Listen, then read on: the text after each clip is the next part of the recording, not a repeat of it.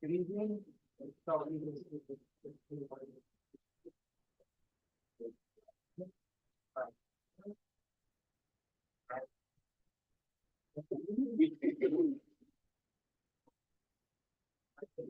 To the flag of the United States of America, to the republic for which it stands, one nation, under God, indivisible, with liberty and justice for all.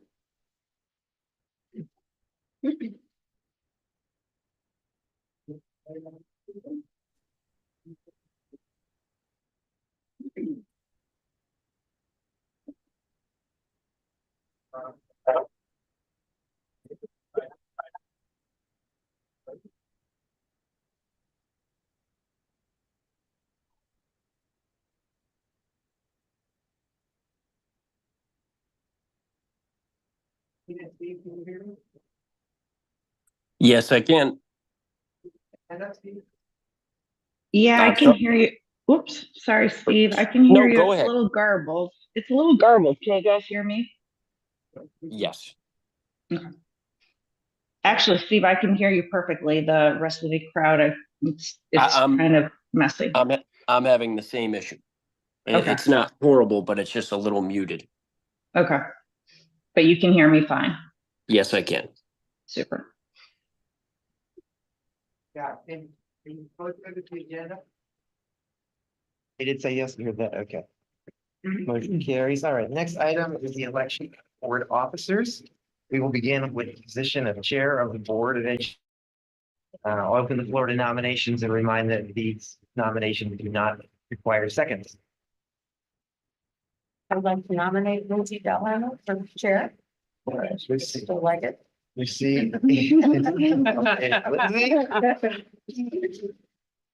Are there any other nominations for the office of chair? Hearing none, I will close the nominations and call for a vote. All those in favor of Lindsay Delheimer as chair of the Board of Education? Aye. Aye. Any opposed? Hearing none, it is unanimous. Congratulations, Lindsay, and I am so happy to pass you the gavel. Thank you. You know how much I don't love you. Appreciate it all. Thank you all so much.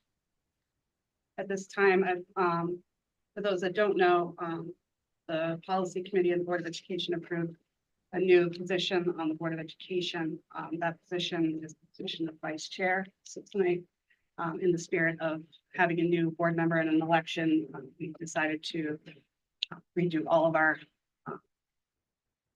positions. So with that, I would take nominations for vice chair for the Board of Education. Are there any other nominations? Any other nominations? I'll close that with a vote. All those in favor of Bob Moore for vice chair of the Board of Education, please say aye. Aye. Aye. Aye. Congratulations, Bob. Thank you. At this time, I'd Congratulations, Bob. like to open up nominations for secretary for the RSD 13 Board of Education. Are there any other nominations for secretary? Any other nominations? I'll close those. All those in favor of Mr. Petrella, secretary for the Board of Education. All those in favor? Aye. Aye. Opposed? Abstained? Congratulations, Lucy. Yay. Congrats, Lucy. At this time, open up nominations for treasurer for RSD 13 Board of Education.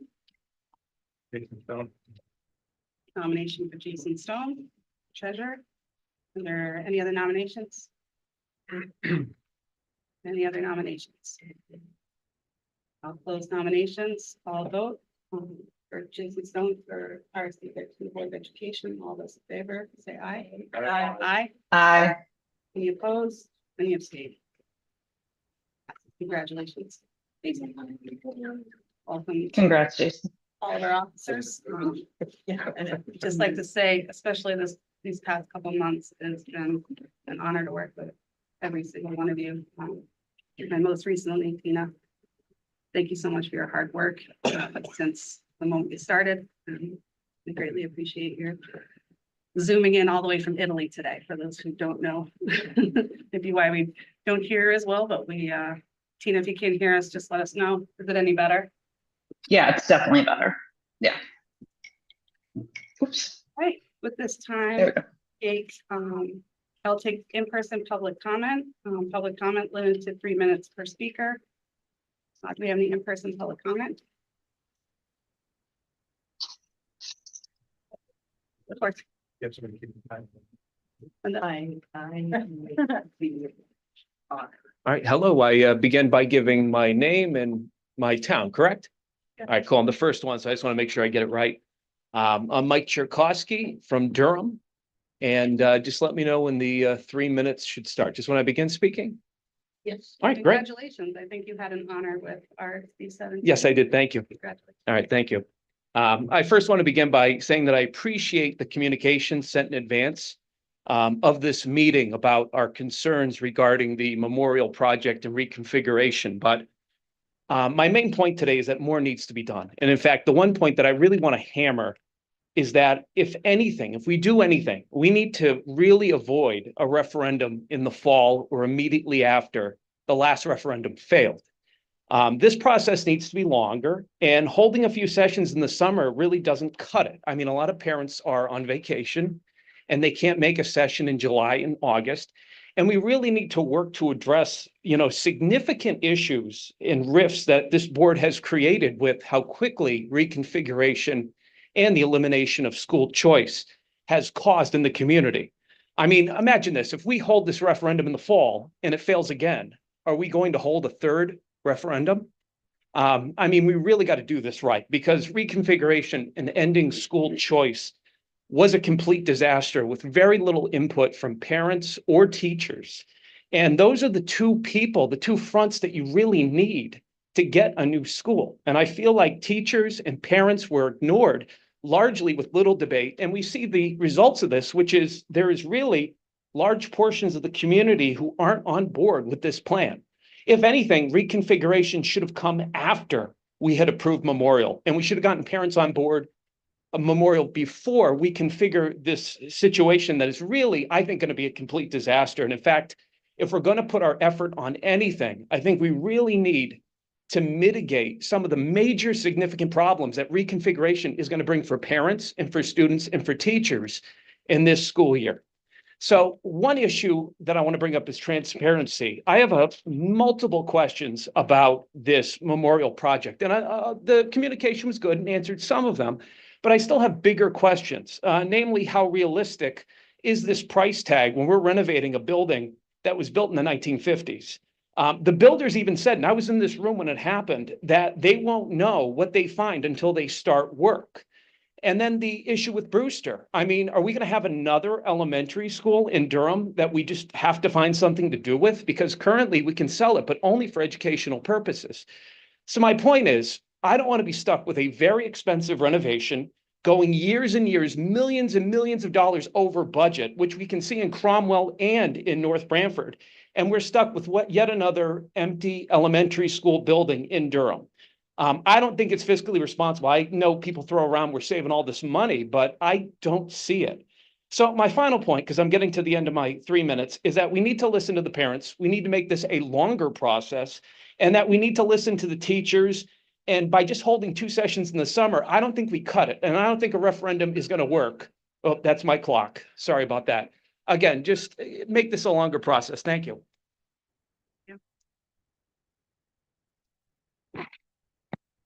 Any other in-person public comment?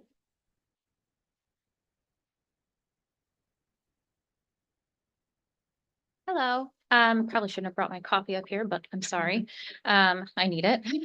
My name is Mallory Castro. I'm in the town of Durham, and I'm mostly just going to speak about the subject of the referendum. I have a toddler, so I am not involved in the reconfiguration or anything like that. And I've lived here for 3 years, so I'm relatively new to a lot of the issues coming in. I just noticed, and you guys captured some of this in looking at the emails, and it looks like you looked online at social media and some of the comments around the referendum and why it failed. It seems to me like there's a lot of lost faith and a lost partnership. I think probably because of this reconfiguration stuff. Seems like a lot of people don't really have faith in the process and there's trust lost. Valid or invalid, I have no comment on that, but that's an observation. And it looks like a lot of people don't believe the data that's being given. So I'm not sure if that's just a lack of transparency and information. In terms like I saw the mill rate projections for with and without the project, doing nothing with just kind of routine maintenance, and maybe people need more information on, was that done by an objective party? Was it inside? These are just my observations and suggestions, obviously. Personally, I would really love to see something change, because I do believe that maintaining 3 older buildings and not changing anything will eventually cost us in the long run. I understand that there are other towns that have taken up this solution and things have gone poorly. So then looking at them, what can we learn? What options do we have if we don't go through with this? What are really the options that we have? And instead of discussing what's not worked and why we're upset, hopefully we can kind of move forward into actual solutions together. And in terms of communication, things like that, I was happy to see a flyer sent out in the mail. Happy to see some information posted on Facebook. But I feel like there could probably be some opportunities maybe for asking people how they best get their information and receive it, so we know that we're reaching people as much as possible. I did attend the meetings in February when we were discussing the 3, 4, 5 school options, and I thought those were really helpful and a really great opportunity to ask questions and learn and understand about these projects. So I think more forums like that maybe will be helpful to more people to understand the options and how we're all educated in making the best decision. So thanks for all your time and effort, because I know you guys put a lot of sweat equity into this, so we appreciate it. Thank you.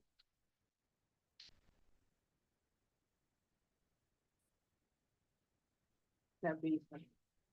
Do we have any other in-person public comment?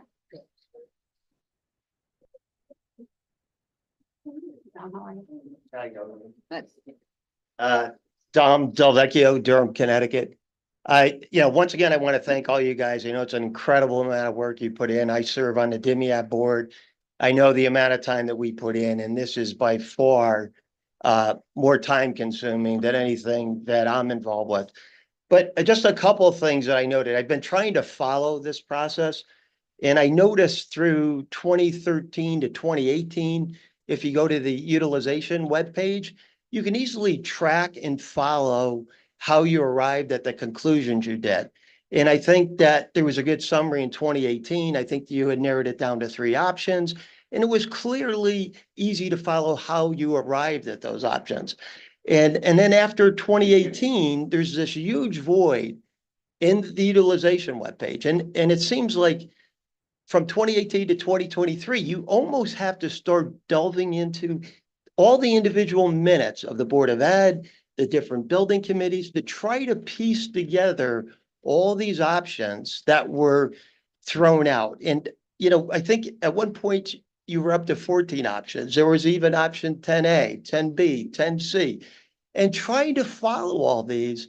And there isn't any summary. I mean, you're just, there's a sentence here about 10A, there's a sentence about option 2, but there's no clarity on what all the options are, what they entail, the cost of each of the options, what are the renovations planned for a Brewster School and whatever option that may be, or Lyman. And I think someone needs to take a step back, summarize the 14 options, right?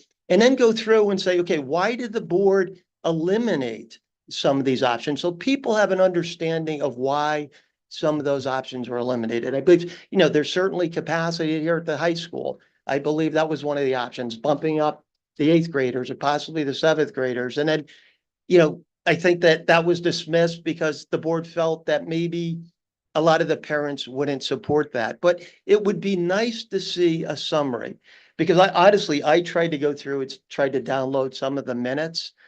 It's virtually impossible to follow all these things. And, over the last 5-year period from 2018 to 2023, and then in 2023, you start piecing it together again, but there's just this huge void of information.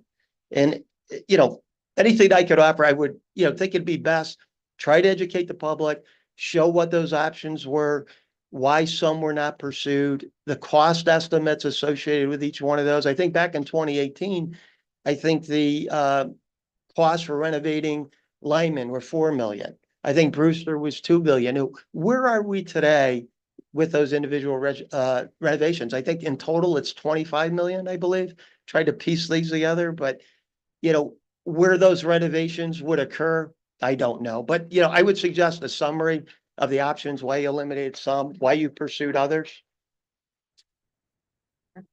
Thank you so much.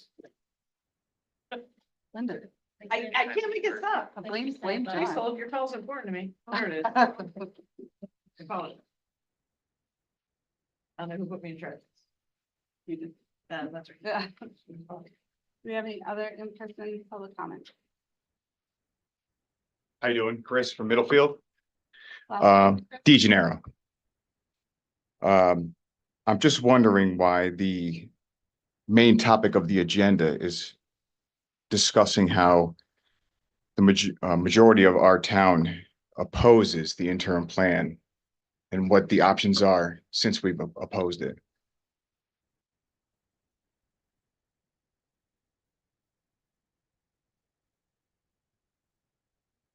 Do you have any other in-person public comment? Maureen? Good evening, Maureen Funk from Durham. Thank you to the board because this is all hard work. And I want to provide an overarching comment, which is that I haven't come to all of the board meetings in the last year, but I've come to enough of them to know that this has been discussed for a really long time. And I do think this problem of how to get the correct information to the people is obviously really important because however it's provided does not seem to be good enough. And by the number of insane comments on Facebook, I actually thought there would be a lot more people here tonight. So that's really interesting, or not. And please don't bother damaging your brain by reading them. I've had to restrain myself actually from printing them out and countering them one at a time. I wouldn't be able to do that in 3 minutes. First comment, those other school districts that are having budget problems as somebody who works in construction were mostly budgets that were developed and contracted before COVID, where we know costs just went insane. The costs projected here are post-COVID. Commercial construction costs have stabilized for at least the last 18 months. I know there's a big, boogeyman out there that that's not a good cost. And, there may still be some issue that nobody can project. But as far as we know, consulting the experts, those are good plans. ONG builds, half the schools in the state. They have no reason to want to give anybody a bad number. I'll also say that everybody on the board and in the administration and in the business office that I've ever called to ask a question has gotten back to me within 24 hours, if not minutes, and very clearly in black and white answered my question. Bob and Lindsay and Doug and Kim and others have answered, random Kevin. So I just do encourage people, and I encourage people on the street to just call and ask a question if you have a question. Sorry, I lost my place. The proposed plan is better for student, which I guess may change somewhat, but it's better for students. It's better for taxpayers. It's better for property value for the people that don't have children who may just be selfish and want to make more money. Fantastic, because having a brand new, renovated as new school backed up to a state park in Middlefield, by the way, is the best thing that could happen to anybody's property value. So that's fantastic. Right now, we have a kindergarten incoming class that's a higher number than previous classes. Our per pupil cost will go down. And I would just say that, the comments are just unbelievable. And I just wish people would ask for and actually vet and digest and appreciate the factual information that's available here.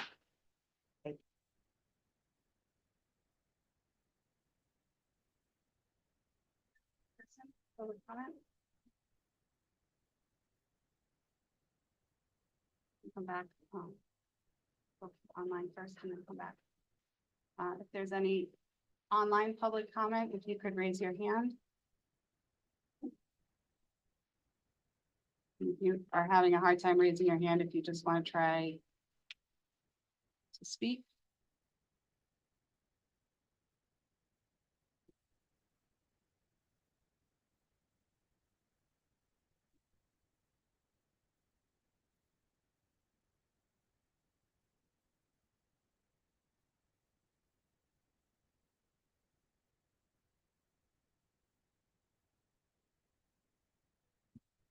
And if there's anyone online that's listening, you're able to raise your hand. If not, just unmute and speak. I've given you permission to talk, so you should just be able to unmute.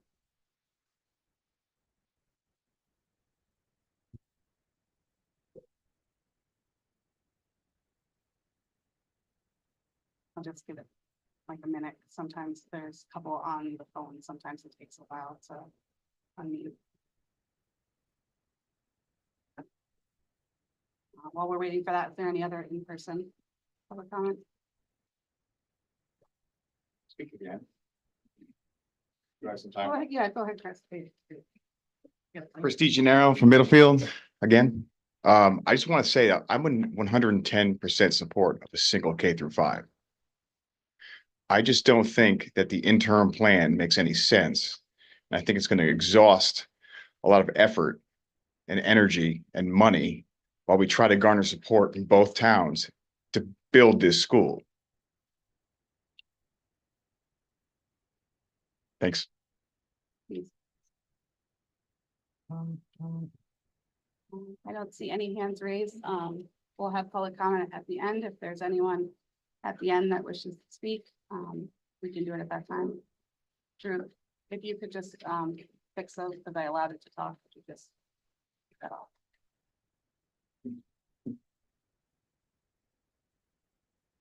Okay. Number 5, approval of the minutes, like to do separately. So Board of Education, special executive session meeting on June 5th, 2024. I did print out packets. You guys should have copies of both these minutes. If you haven't already seen them. That was a short, quick one. So I'll take a motion to approve the minutes for June 5th, 2024. John, second by Jason. Any corrections, changes, deletions? Okay. Great. All those in favor? Aye. Aye. Any opposed? Any abstained? It passes. Those minutes are approved. Board of Education regular meeting, June 5th, 2024. So it's a pretty extensive meeting. I did go through all of these. There wasn't anything that wasn't already fixed. So I'll take a motion, but then I have one. So I'll take a motion to approve the minutes. Bob, second. Jason. Corrections, deletions. The only thing that I would ask is if the only thing I noticed that wasn't in there was the handout. We could include the handout that Jen gave us. That would be great. We can add those in minutes. So I'll take all right, the motion on that. So we'll just make sure those get in there. And then, is that any other corrections, additions, deletions? All those in favor? Aye. Aye. Opposed? Abstained? All right, motion passes. All right, Drew, if you could put that one up for me. Just take 1 second, guys.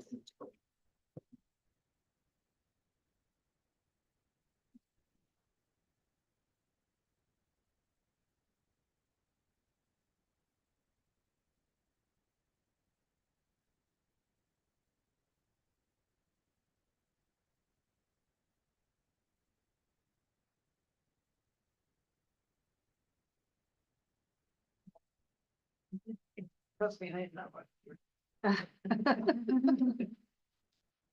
Crushing candy? Bear with me for 1 second. Are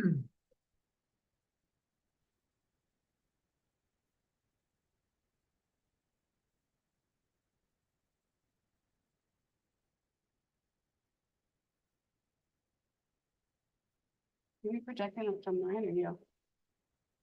Okay, I just changed it for some reason. I can see it on the Zoom, Lindsay, if you're wondering. Yeah.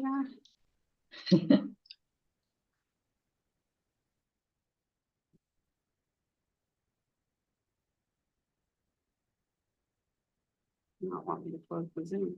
Wants me to keep that open.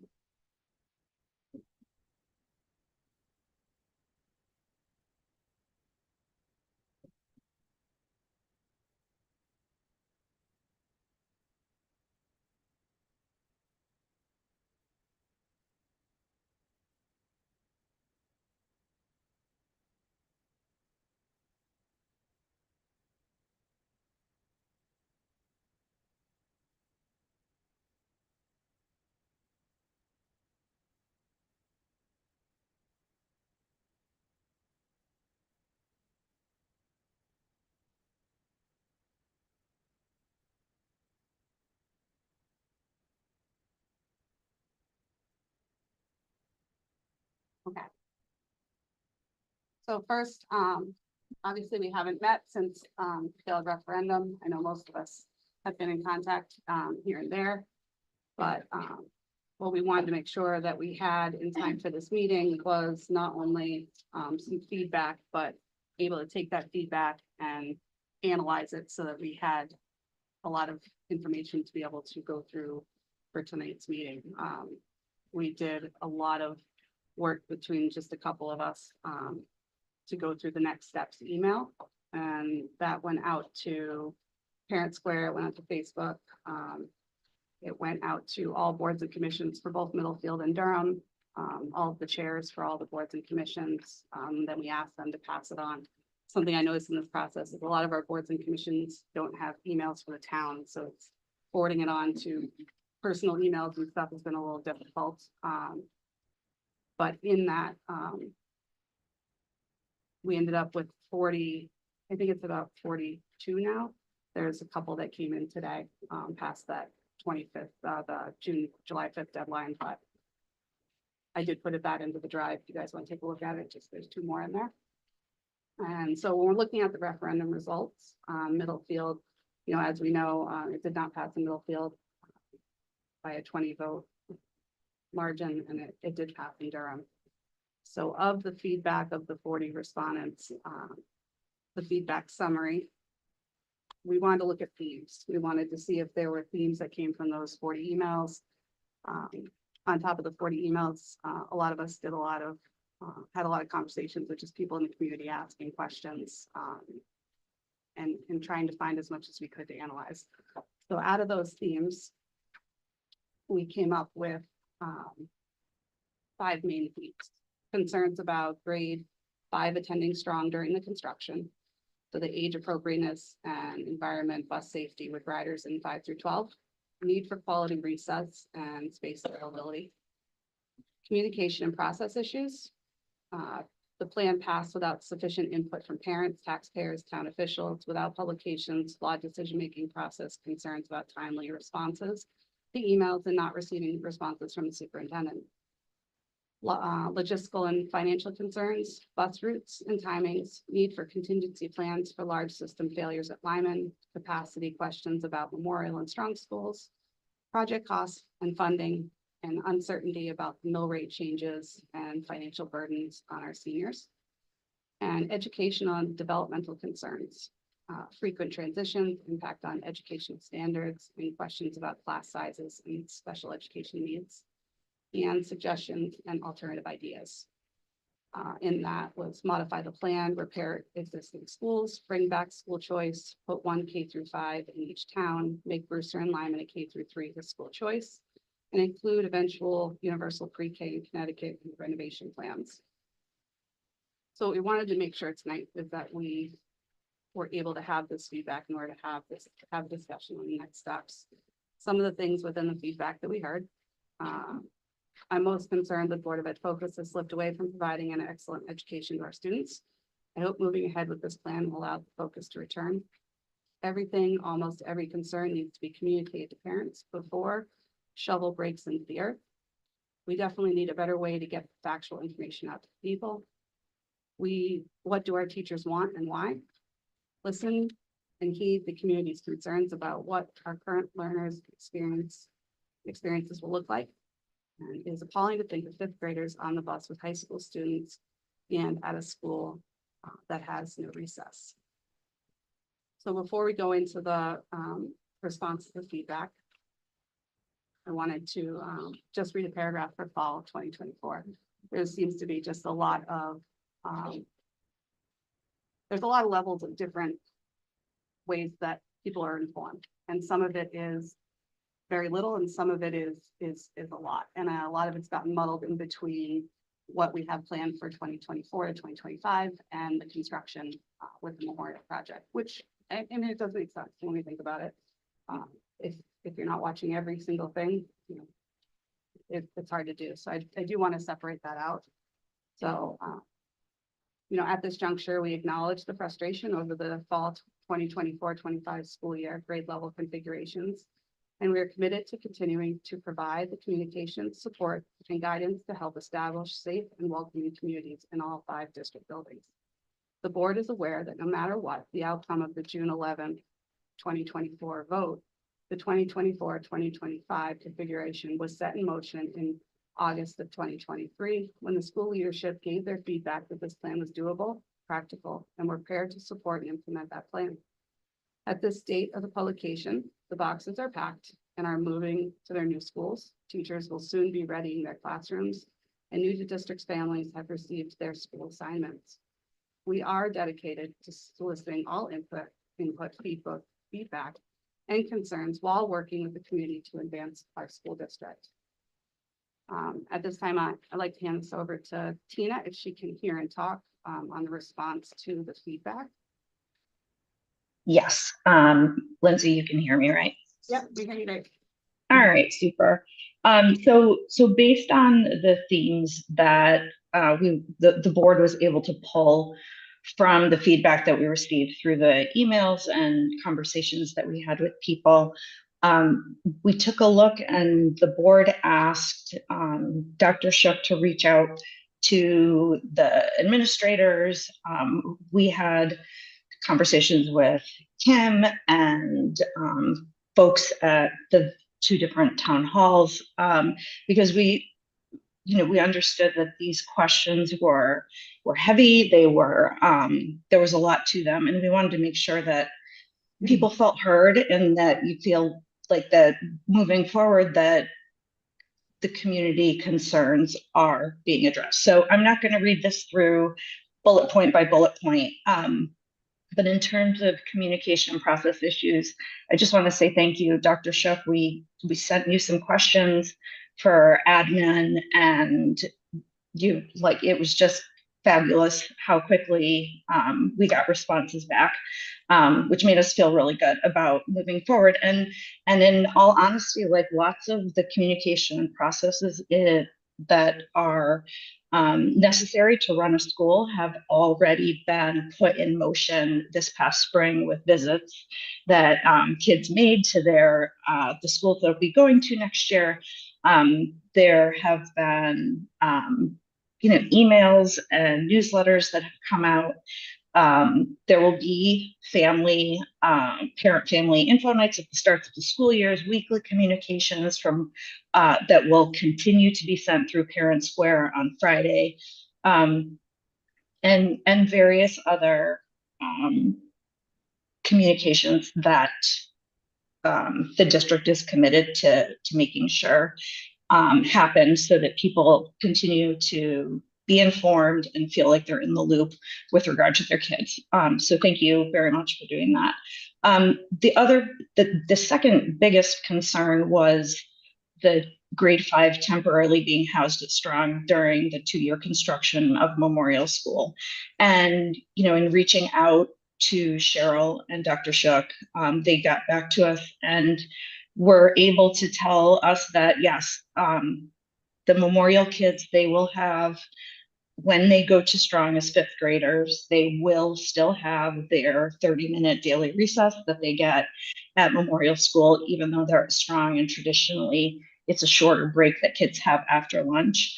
We're talking at this point about transportation and busing and increased supervision, making sure that the fifth graders are in their own kind of section wing of the building, to maintain developmental appropriateness for them, but also making sure that they feel like they are a part of that Strong School community. The other two themes, logistical and financial concerns, we're probably going to hear from Kim a little bit later, or Dr. Shook, talking about bus routes and DATCO and what that will look like, and how we're going to work with them to make sure the kids have the best possible experience. And then educational and developmental concerns. There were a couple of questions that came up about class sizes, and we, as the board, can assure that class sizes will remain within the district targets that we have published on our website, making sure that transition plans for students are shared with families in a timely manner. And those of you who have students who are transitioning to different schools, like that communication started in the spring. And we'll also be looking at aligning vision goals, 5-year strategic plan, so that we can instill confidence that as a board, we are moving forward with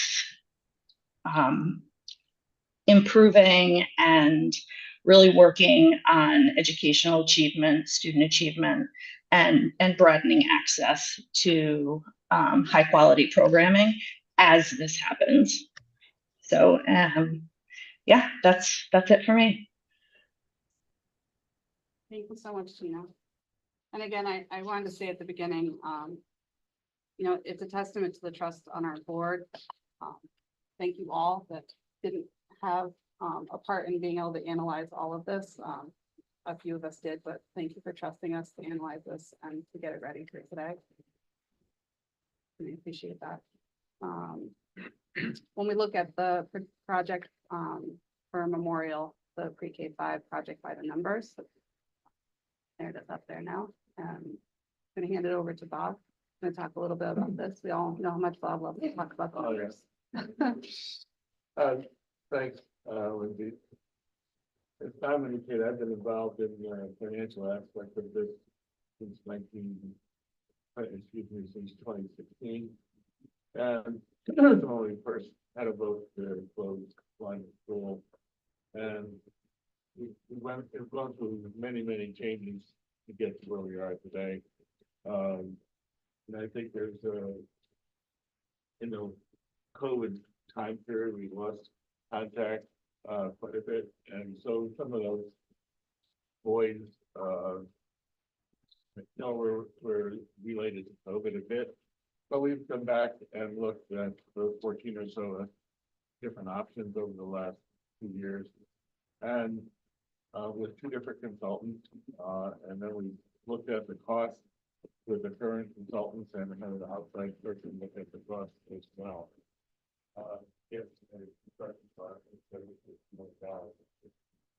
And the state reimbursement, thanks, is 37 million, and the net cost of the district is about 38 million. And a lot of people have been over time has said, you know, what's bonding? You know, what is this all about? Well, the district has only up to 2 years ago could only use 1% of its budget for capital projects a year, which meant we could use about what, $300,000 or so, $400,000. You can't build anything. So the only mechanism we have to buy stuff, which is provided by the General Assembly, is bonding.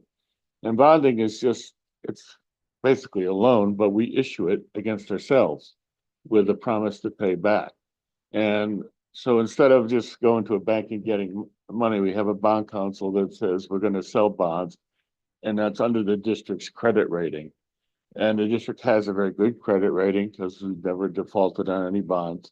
And so we will go out and say, we want to sell, in this case, we'll sell $76 million worth of bonds. We have to authorize the whole amount, because if the state collapses in the meantime, or the grant, but we have to be able to authorize it so we have the ability to pay it. But in fact, what we will only borrow is what we actually need. So we have, the referendum will look like $76 million, but our cost, that the amount of money that we actually borrow is only going to be what's not covered by the state grant.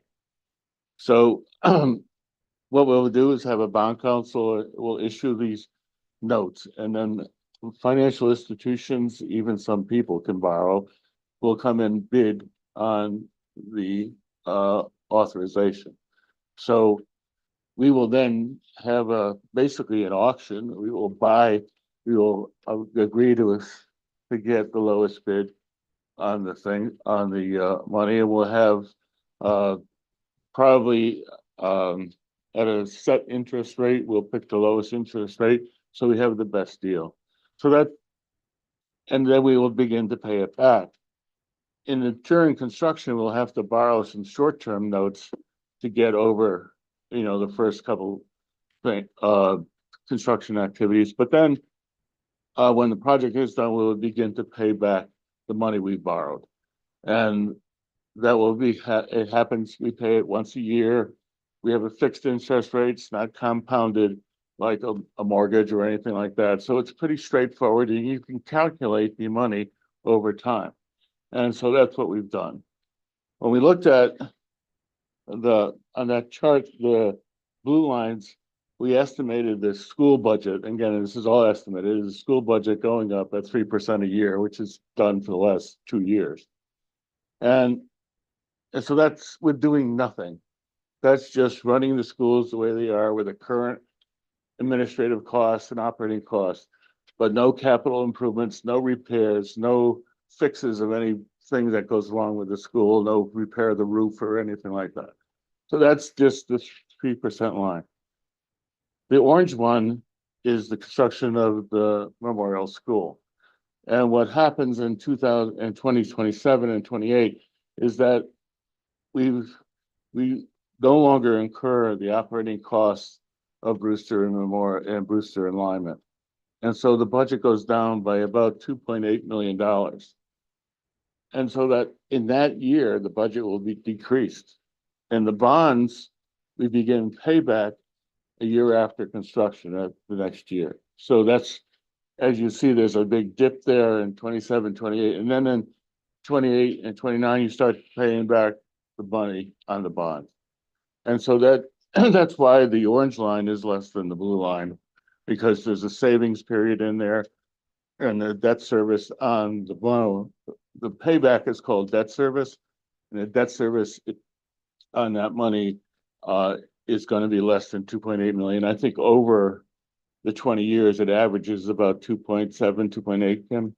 So it's basically, as you get out in time, it's equal to the savings that we've accrued from avoided costs. So that's what that orange line is. The green line, Kim has estimated our capital needs at Brewster and Lyman are about $25 million of replacing boilers and heaters and roofs and other things that are at the end of their life. And we maintain those things, and we have not fixed some of these things. We've been keeping them together. And so that if those come in, that will raise the green line to includes the repair and the expenditures of that 25 million. And by the way, we'd have to bond for them as well if it was more than $300,000 or $400,000. So that's kind of where we are. And as we went through all the other options, the 8 or 10 other options, this is the one that came out to be most cost effective in terms of our expenditures and our savings and the cost of it. And so that's one of the reasons why this is the final one that we picked on, in addition to having all of the schools in the same place, having all the programs and combining the Lyman and Brewster programs into a single program for everybody. So that's why we got to where we got in this place. And again, this is, as Dom said, this has been going on since 2007. I got involved in the board in 2015. We went through all the options, including our final one was closing Lyman and making Brewster Memorial bigger. Those were around $9 or $10 million at the time, but that was before COVID. And we never looked at this other option at that time. When I first got on the board, we did an analysis and we just determined that Corn School should have been put into a K-5 at that time. That would have put all of us on one campus.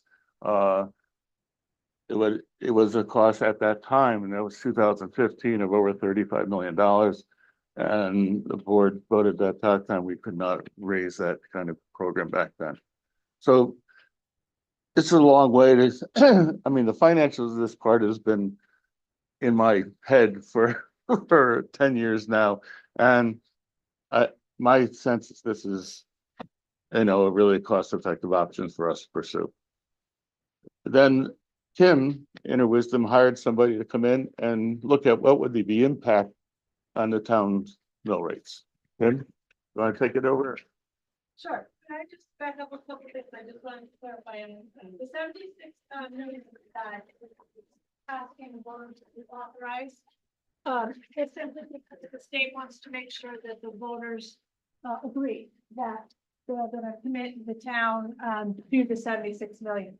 Once you have a commitment from the state to build your project, it doesn't collapse. They don't pull it back and make the town be on the hook for that amount.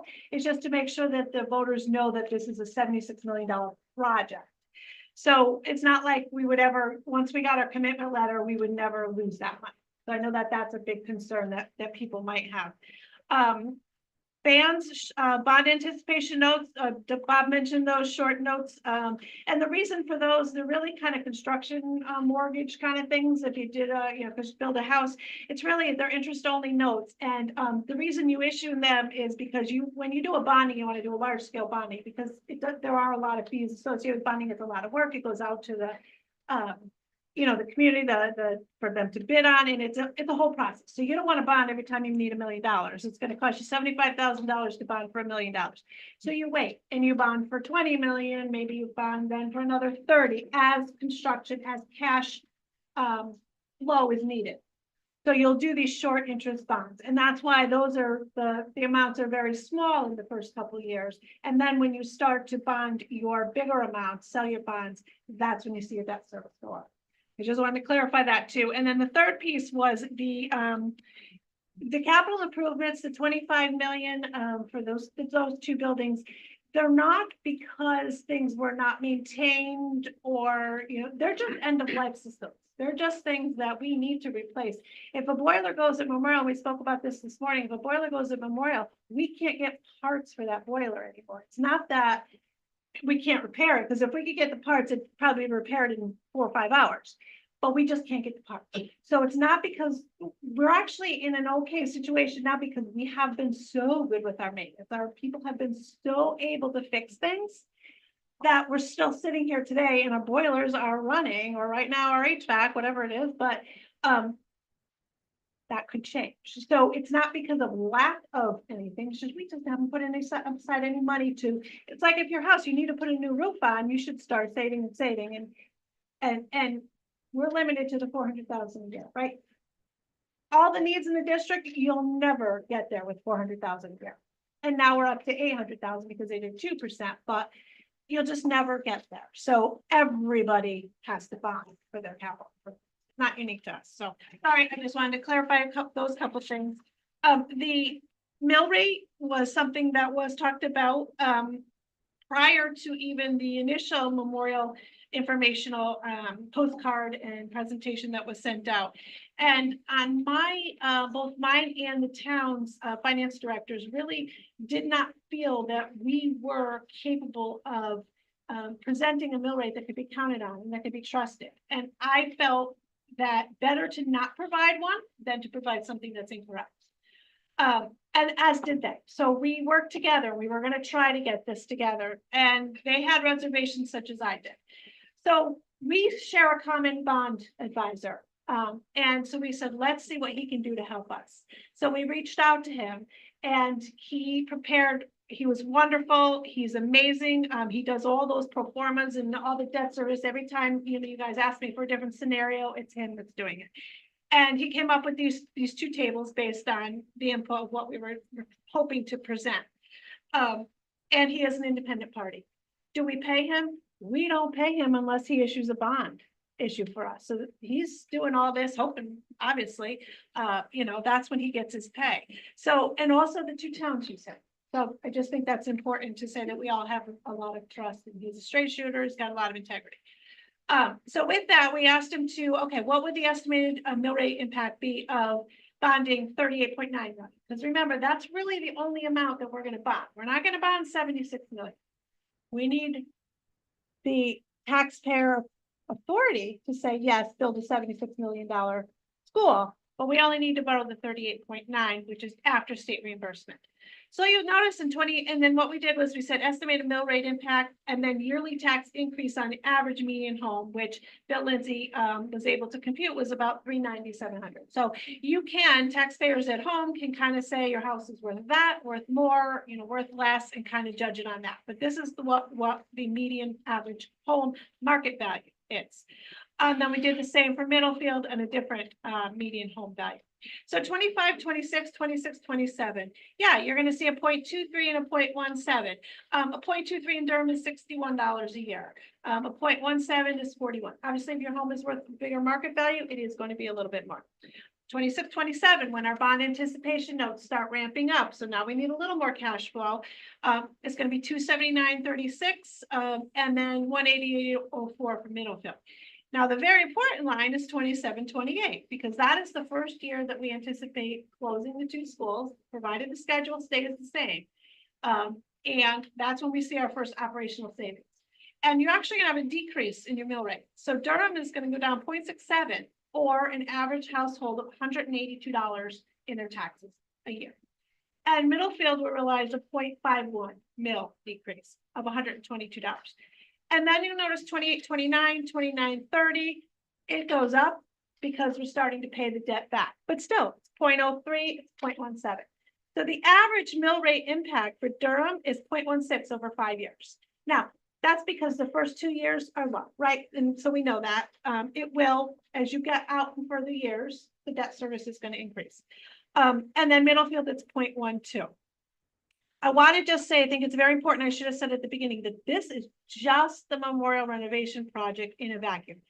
If the grand list should change at the town, if the town were to issue other debt, if the towns were to have different things happen to it, that's all outside of this. And that's the problem I had, that I could not calculate that.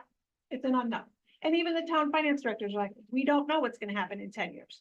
So this is just what this project does. This is also outside of the Board of Ed annual budget. So anything that's needed for student supplies and transportation, any kind of those increases, the 3% escalation, outside of this. So this is just this project. So for instance, so I just want to ask this. So say there was a project that a town wanted to move forward to bond for, a big project. That project would be outside of this. So a possible mill rate could increase in one town, not the other, depending on a large project. Absolutely. And the towns should be, I don't know, I can speak for themselves, but what I've seen in the past is towns are able to identify the town portion of the mill rate and then the school portion. And then this was just then filtered down more, that it's not the budget part, it's just the project. But yeah, you should be able to get, that would only affect the town that's issuing another bonding, their mill rate. And maybe the towns that are retiring debt and whatnot, that all that stuff builds in. So then it was presented that, well, what should we do?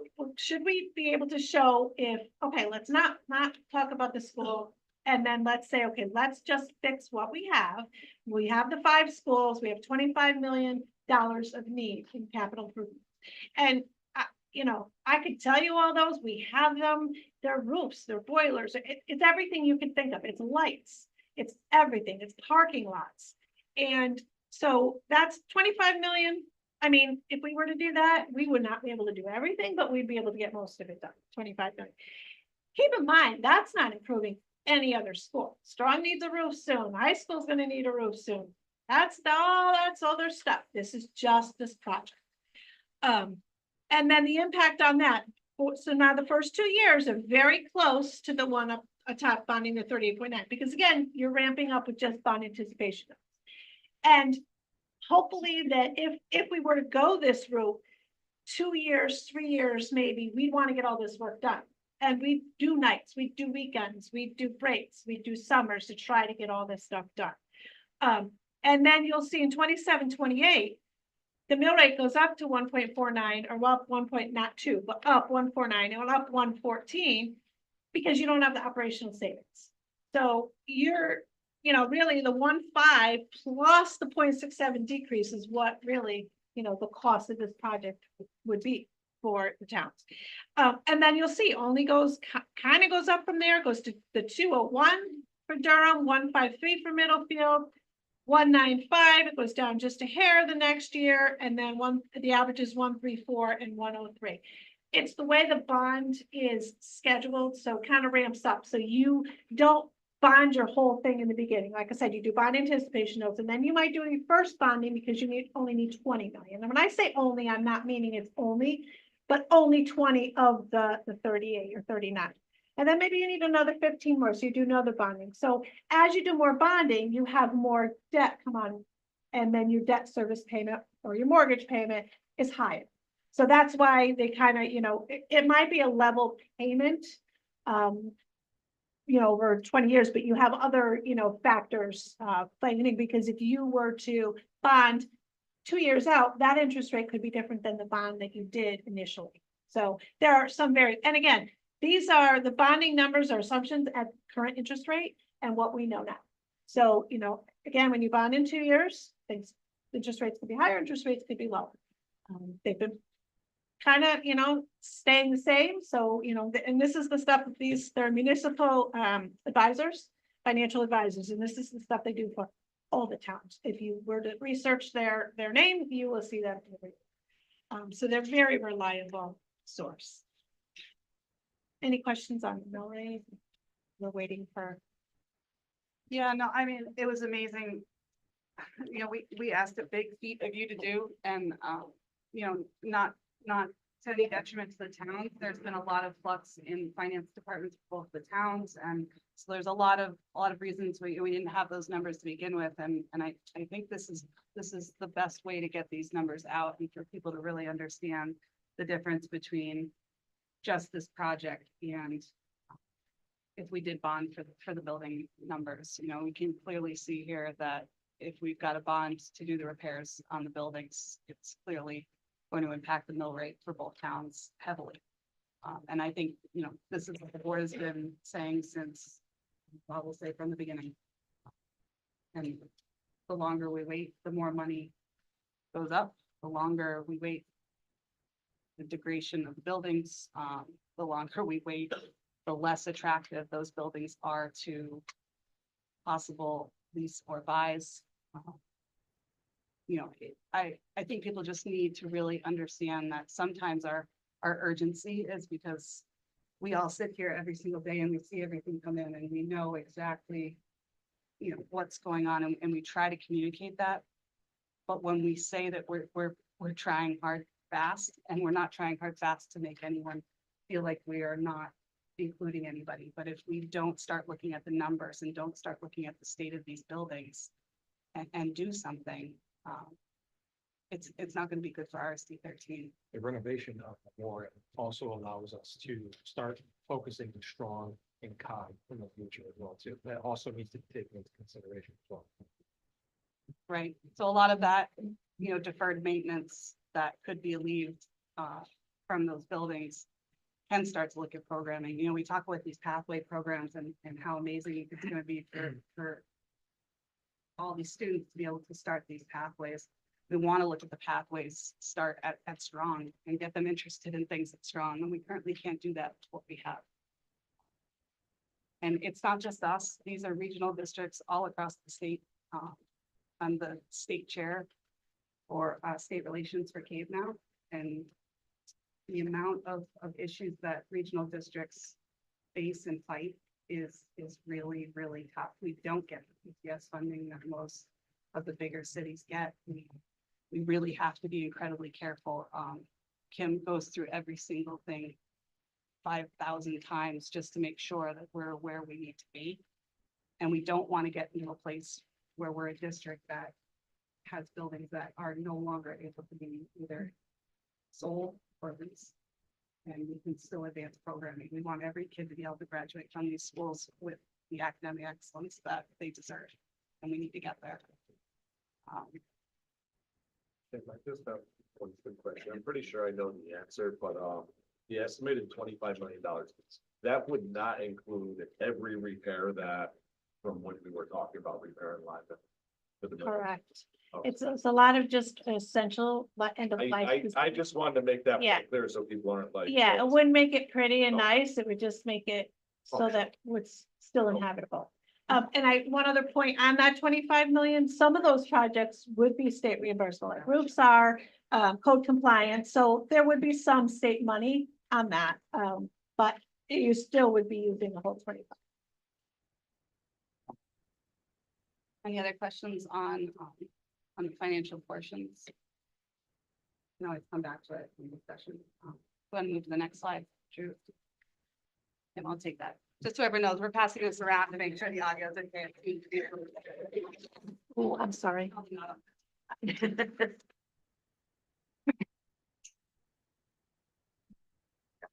All right, so the next page, Memorial Pre-K 5, project benefits, question and answer. So what are the benefits to renovating Memorial School, the district's Pre-K 5 elementary school?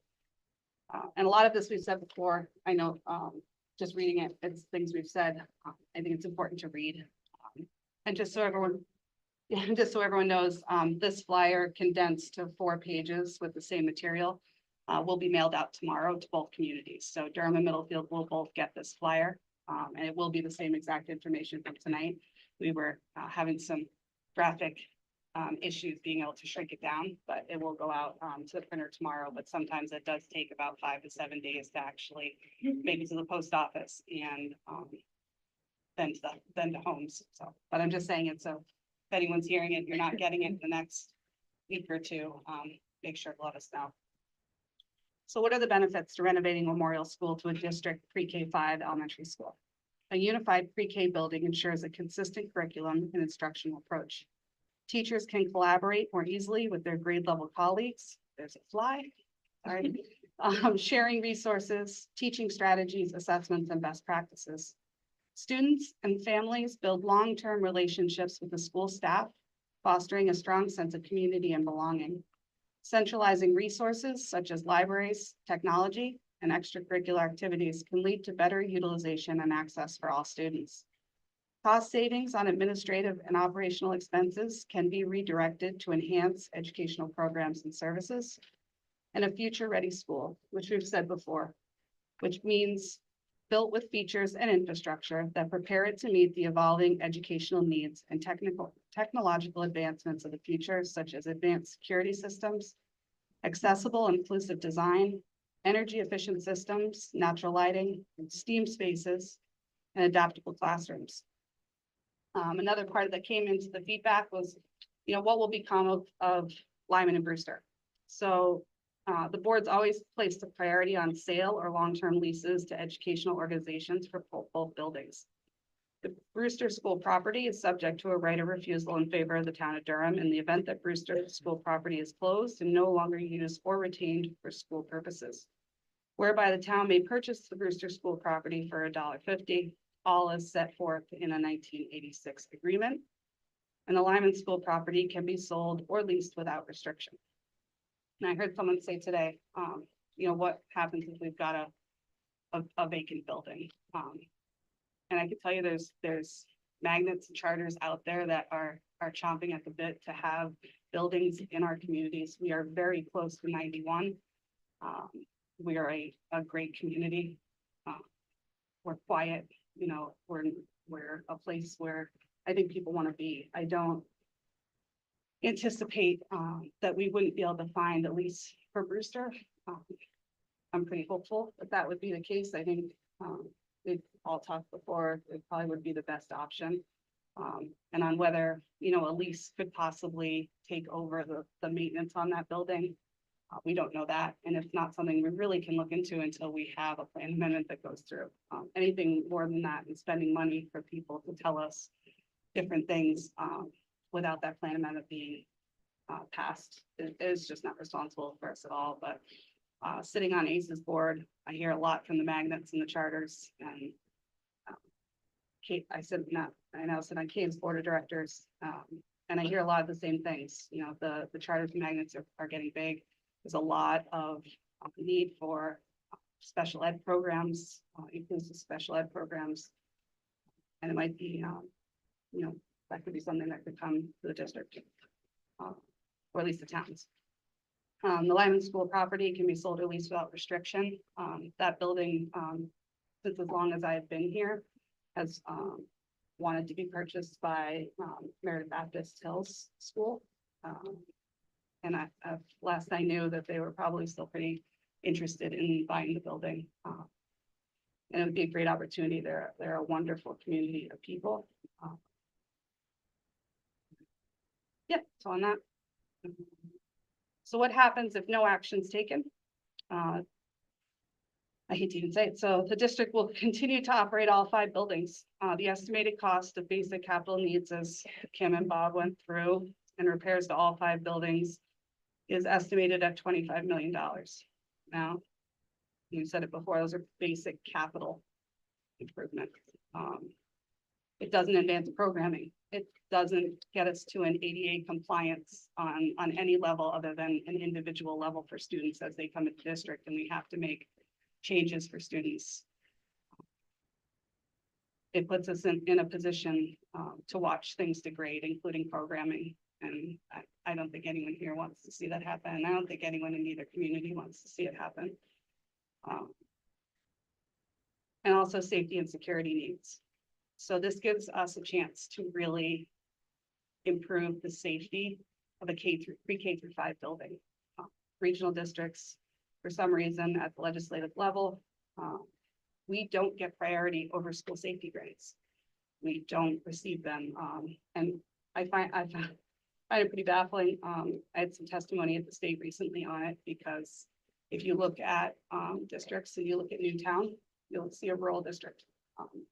What makes our district not worthy of those school safety grants? And we will continue to fight for them, and over again.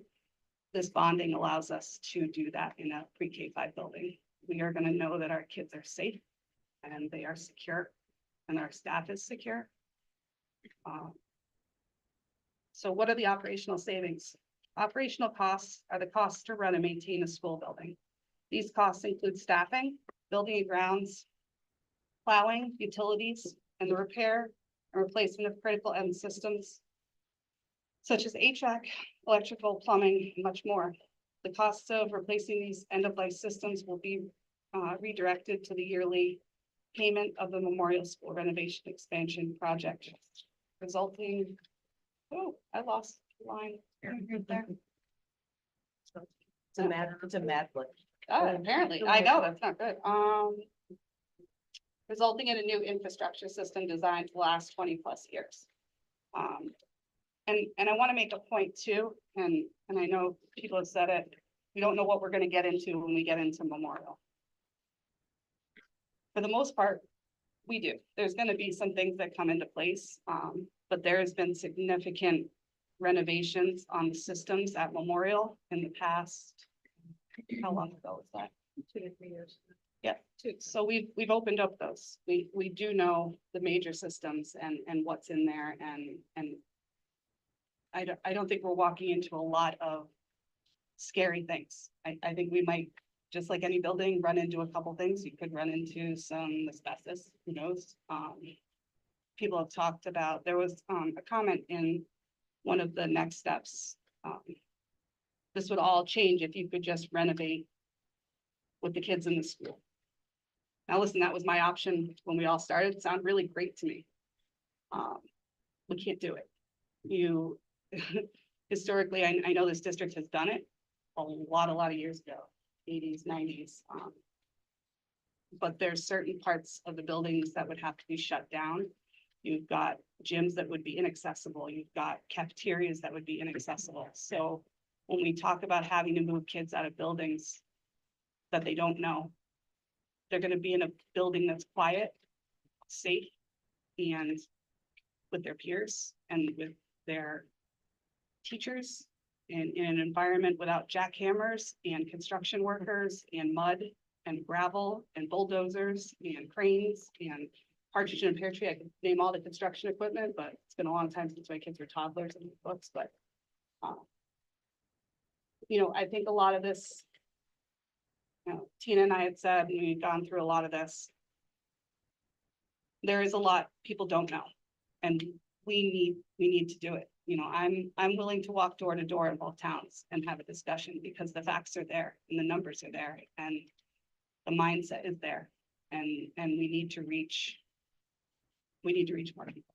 Because, you know, it was clear by a lot of the comments that came through that they didn't either get something that we said, or they were confused, or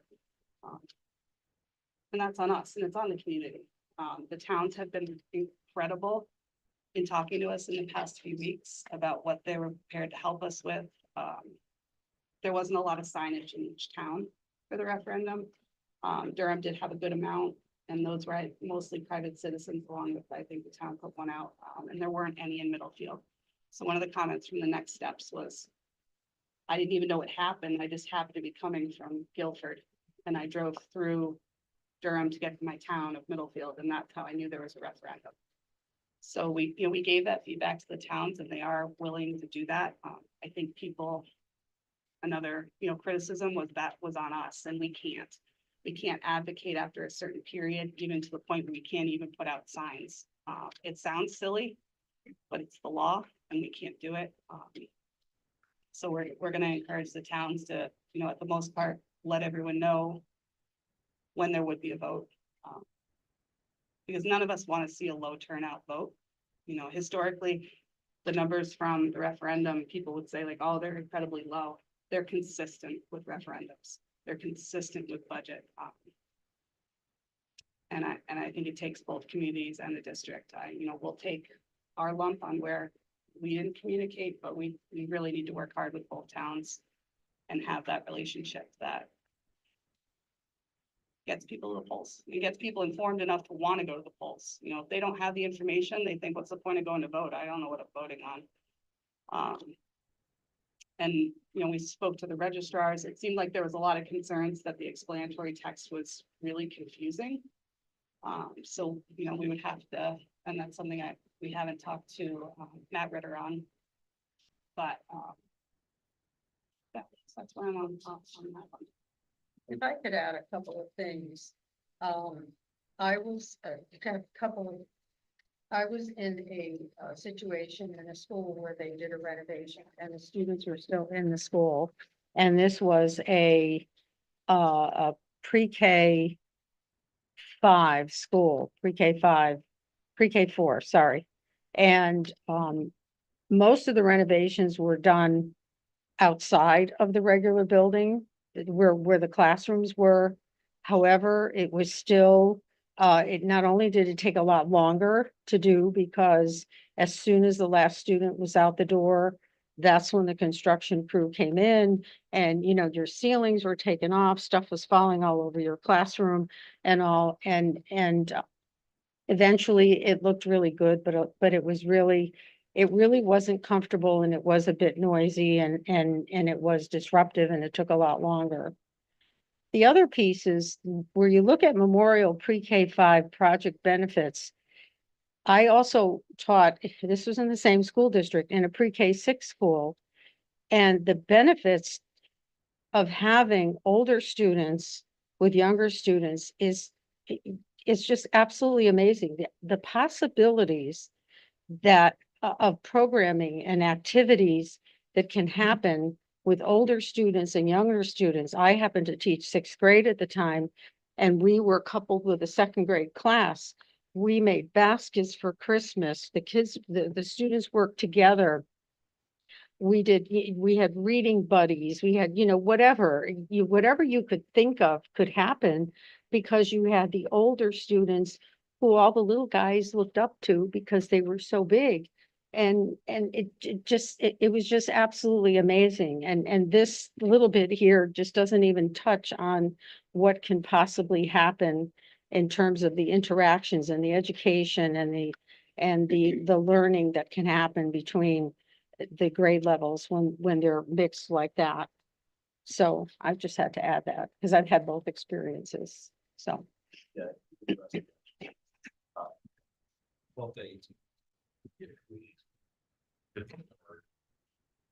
with the students, yeah.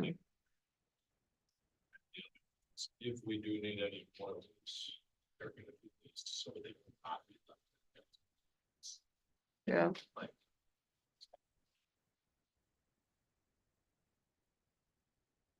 Another question that had come up, and I know it was something that Tina had talked about with coming out from the Memorial Project, just talking about 2024, 2025.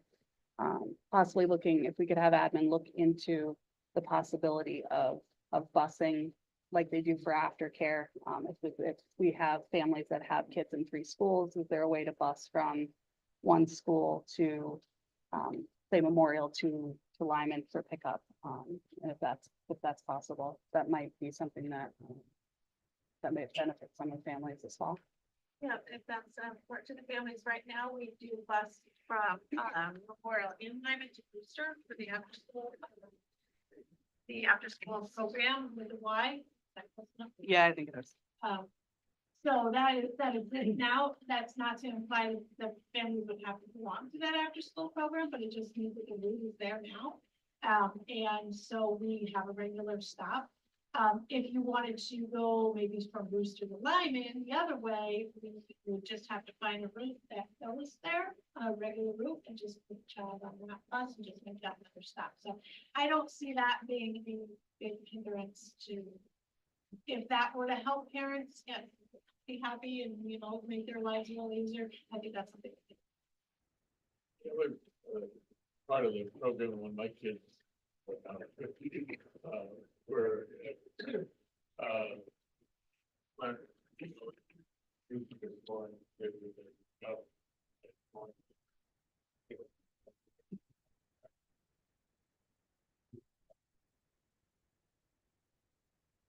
Yeah, so I don't know that I'm suggesting get on a different bus. That might be a little harder, but we would have to see what the individual family need. We would work with the families.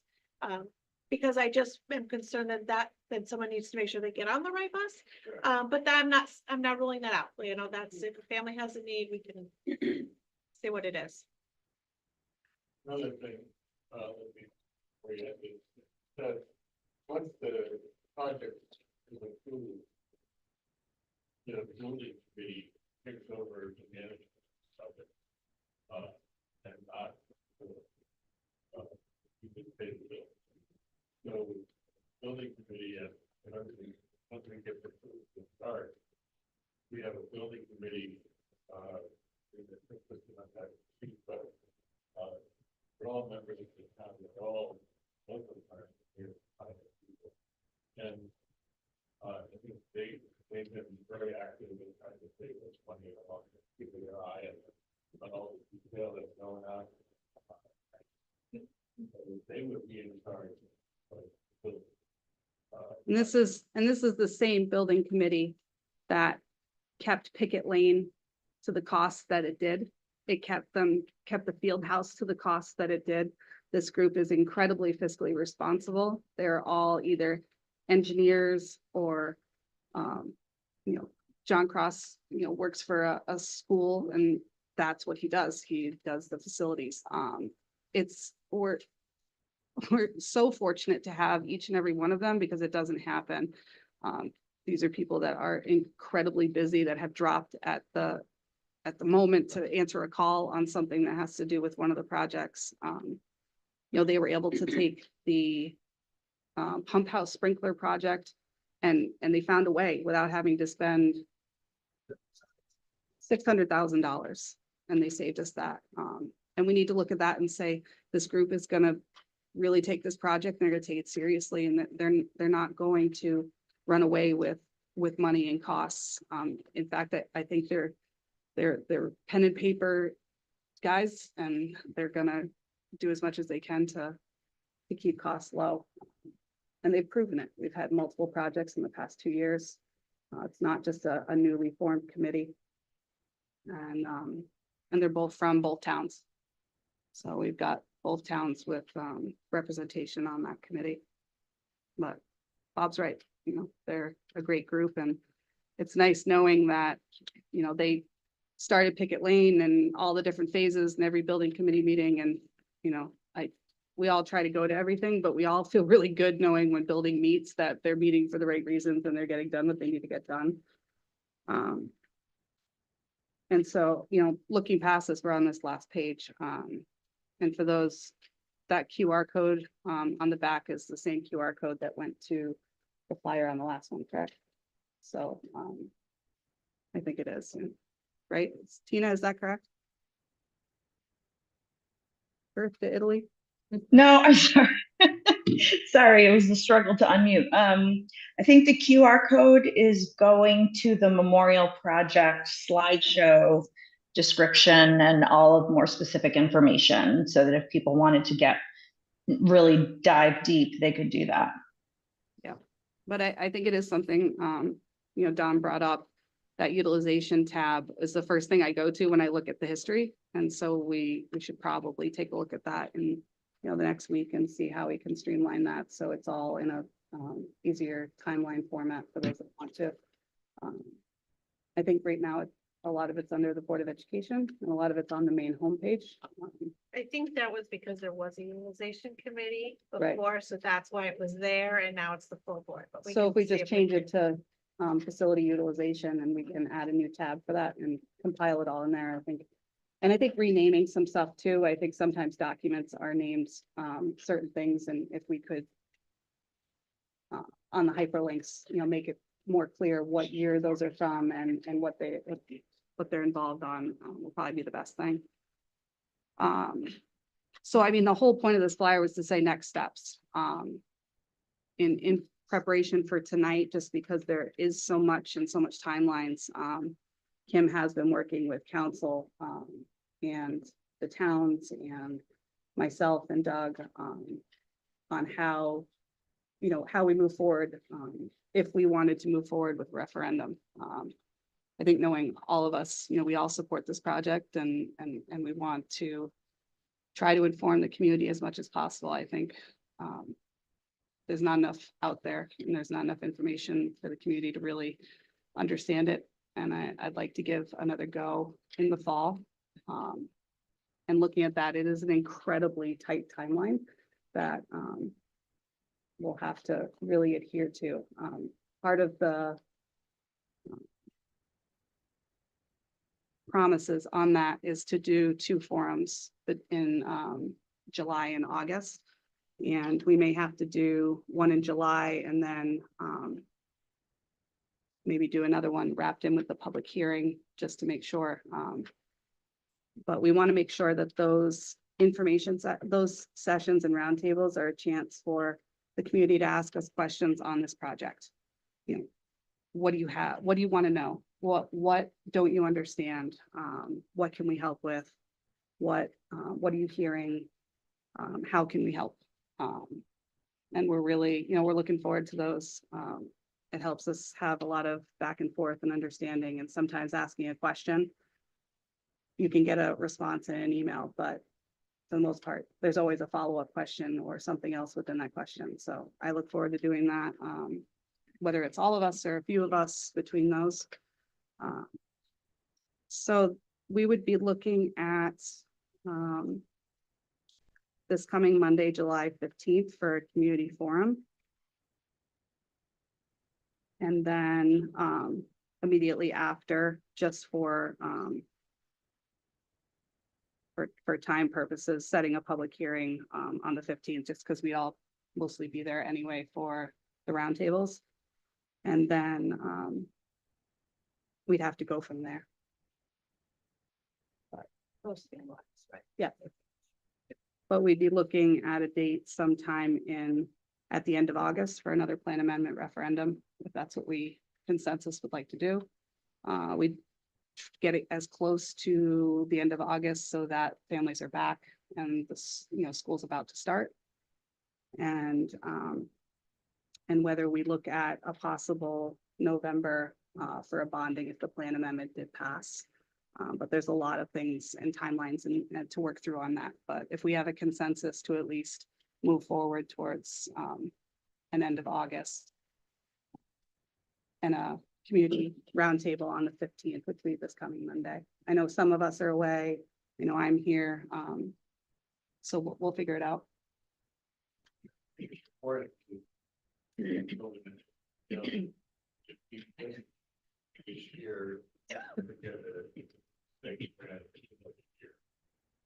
Right. And so, yeah, reason that bill bonding, that we get an application out of the state or again,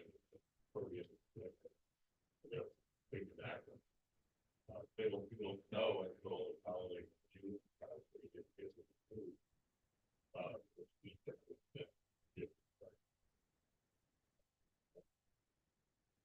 Another thing is not clear, I think, have the pay schedule. That you don't have the final design yet. We are working with preliminary design project. Get the project out with the bonding and technical. The designers have to deliver the project at that cost. Because that's what we're gonna ask them to come up with, so there's some security in that, is that we have an authorization of 76 million with a grant of this. Therefore, this is what we're gonna build. And they have to figure that into their schedule of construction. So I think that's important. Also, one of the things that, people have indicated, we're not out there. Once we set the date for the referendum on the plan amendment, we are prohibited from spending any more money as a Board of Ed, on advocating for that. We can't have a meeting and use our facilities. We can't send out more flyers. So that's hard to think people understand that we're done. And then the only thing that can go out is that legal explanation, which is hard to read. So we're working to see if we can't find a more succinct and simpler legal explanation of what you're voting on, because we were told that they couldn't understand what they're actually getting into. So those things are important to do. But I think, the reason that we were trying to do this is if we can get this through this year, we can save a year on moving forward. And money. And money. Be knowledgeable to have, here's what this referendum is. Here's what the next referendum. My impression was that some people voted against the referendum, or no on the referendum, because they thought it would stop the income plan. And then I think that people may think if I vote yes, then I'm also voting yes for the bond rate. I think it's important for the community to understand those are two different decisions. And that as we hear their feedback, we need to understand what the core of questions are. And unfortunately, for whatever reason, a lot of it's been conflated into the same, I don't want to say argument, but into the same point. Like, no, vote no, but what are you voting no for? I mean, I think, Kim, I understand no rate more than I ever did before. I think you. Because I think that some people are wrapping up, their concern is here, but they took a financial argument. And the financial piece, to me, if anything, is almost unquestionable. There's plenty of things to question. But I think that you really need to hear specifically what the concerns are so that we can address that concern. And that's, I just think that to have something so that the communities know voting yes here means this, voting yes here means this, voting yes here doesn't mean that. I just think that that would be valuable in a communication. To the Hopefully you can get some of that done at a meeting where we can answer questions rather than this format of the board. right. The challenge with that is accessibility, right? Like if you're working, if you're. Yeah. You got 5 days notice, if, you know, also there's a lot. And Lindsay, you're gonna leave that email open so people can still email questions about the project and stuff. Yeah, so I sent, a message back to all 40 some odd, respondents today, thanking them, for their feedback. Gave them links to the agenda for tonight, as well as the flyer, the next step flyer, and let them know that we're going on. So, you know, it's a good way if people continue to send, you know, thoughts or ideas or things that we can cover. And, you know, I think keeping everything is a really great idea. You know, I'll check it daily. I was checking it daily. As well, another thing, I was jumping into the drive, so everyone's access them. We'll do that once we open. So I'll find a way. So if we have a consensus on that, so you can start making some decisions. I know Meg gets very nervous with posting deadlines and dates. Like, we may have to sit outside. We will get that done. But again, thank you, especially, you know, thank you all the way across there. Your insight and your analyzing data. And the ability to put the letter together. Yeah, her, she's definitely a, valued technology. Yeah, I know, you know. Right. Thanks, guys. Yeah. And if we don't have the mic in front of us, I know it's both of us are loud, I'm trying to talk loud, I think for some reason it's not. All right, well, I know that was longer than needed, but definitely. Number 7, superintendent's report. Doug will hand it over to you. Thank you, Lindsay. It may be that, is there a question? Yeah, Lucy was just wondering if we were gonna go over any of the supports, but I think Tina kind of covered. That's up to you if you want. It feels like it was covered, but. Yeah. Okay. We do that after. Okay, so we've been doing these reports since October, since after the configuration decision was made. So there's not a lot new to share this evening. And some of it was already referenced, I think, but just to be clear, during the week of June 17th, we had what we believe is a very successful move, very well organized move of classrooms within buildings and also between buildings, 3 elementary schools. Obviously, we're talking about here 4 teachers and other staff who have been reassigned because of the reconfiguration. Everything was done ahead of time, it was color coded, and it's all there. And so obviously it'll have to be unpacked, and there'll be that piece of it going forward in the fall. But that was really all there was to report on in particular. I think there are questions.